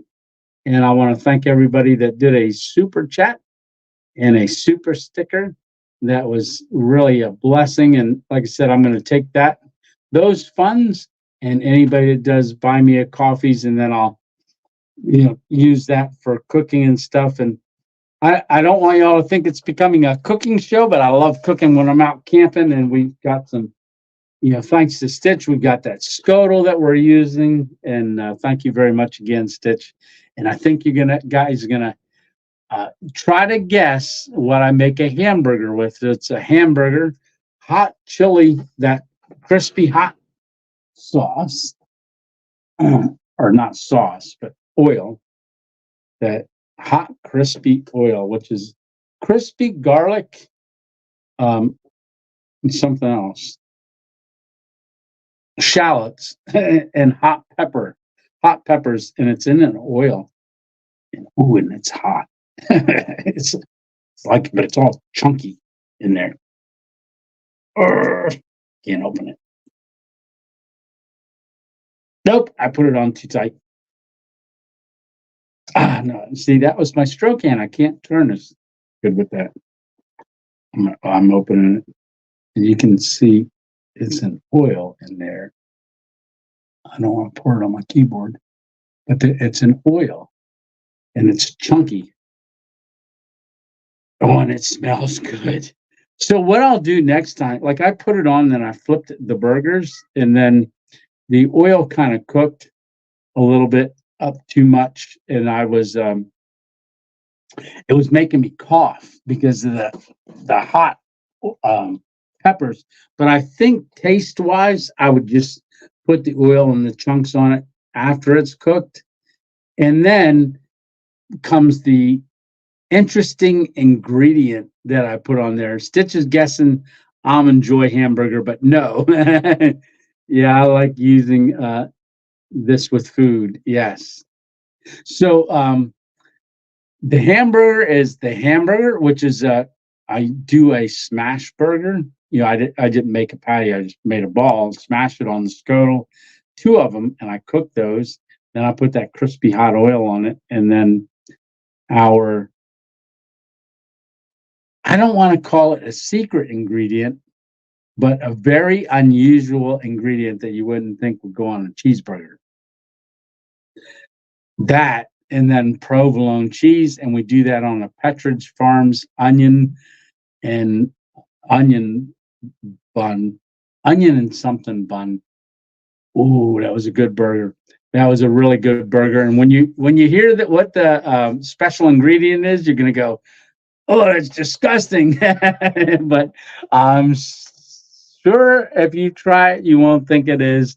But like I said, it's an unusual ingredient that you most likely coconut oil pineapple burger. Nope. Yep. Spam. Nope. And so it's in a wrap. Nope. It's on a bun. Yeah. Yeah. Oh, you have the same crispy roll. Yeah, it's wicked hot. It is. It's got a heat to it. Oh, and then I make scrambled eggs, and I used the Melinda's ghost pepper ketchup on the bacon and egg omelet that I made. No cheese. I didn't have cheese with me, so I didn't put it on. But yeah, you're gonna have to try this burger. Nope, not peanut butter. But if you're gonna go, oh, that's disgusting. Nope, Steven, not peanut butter. Like I said, you're gonna be shocked. Like, what, on a burger? No way. But I'm telling you, and there's a place that's been doing this type of a burger since 1940. That is when this place did the burger for the first time. And you know what? The place has even got the same name as me. And that's as far as I'm going. All right. So I guess we're going to have to wait till Thursday to find out. All right. Cottage cheese? Nope. But I have used cottage cheese in an omelet. I used to do a cottage cheese omelet. Sauerkraut? Nope. It's not. Nope. Yeah, it's going to be, you're going to be surprised. You'll be surprised, but then you'll go, that might be pretty interesting. And then you're going to have to give it a try, because I'm telling you, you're going to like it. Yeah, I'm almost guaranteed. And I didn't say, oh, it's got the 2.0 approval, because it got the 2.0 approval. Secret armadillo sauce? Nope. Is it armadillo or aardvark? I thought it was aardvark. Aardvark sauce. I always call it armadillo, but I think it's aardvark. And yeah, aardvark, isn't it? Macaroni.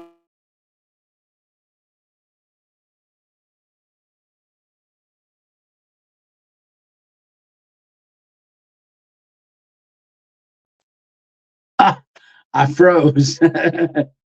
Yeah. All right. Well, must be late, and we're getting donut burger with cheese. Nope. All right. Sardines. No, that'd be disgusting. At least I would say that would be disgusting. All right. Well, I'm having my internet's getting ready to go because must be for some reason. So I'm going to say goodnight. Good night, everyone, says Carl Simpson. Making me sleepy now. All right. Good night, Mary Torres. Oh, say hi to Johnny. Hopefully Johnny is healing good. Oh, good night, Johnny. Give me a thumbs up, Johnny, if you're doing good. Healing great. Yeah. Goodbye, Richard. Goodbye, Stitch. Good night, good night, good night. Good night, KN. Good night, Dark Storm. Good night, everyone. Good night, Kim Sims. Good night, Outdoors. Outdoor Happy Brenda. Good night. Good night. All righty. Hey, good night, Tony, with the same name, who also has a doctor's appointment tomorrow with same as me. Oh, Mary, thank you so much. Thumbs up. Great. Awesome. Awesome. All right. Crunch cake with cheese. Oh, that would be good, but no. All right. Good night, everyone. Tony 2.0. Oh, wait. I wonder if I could do this. I can't. Would that work? I wouldn't be able to do it. All right. I was going to pull up on the computer my theme song for my goodbye. And I was to say, remember, it's just one adventure time. But all right. Good night, Hammock Mountain. All right. Everybody have a great week. And we'll see you on Thursday in the comments section for our premiere. All right. It's going to be a great camp. Looking forward to it. Hope you are too. All right. Good night. Have a great week. And we'll see you on the next one. All right. Love you guys. See ya. Bye.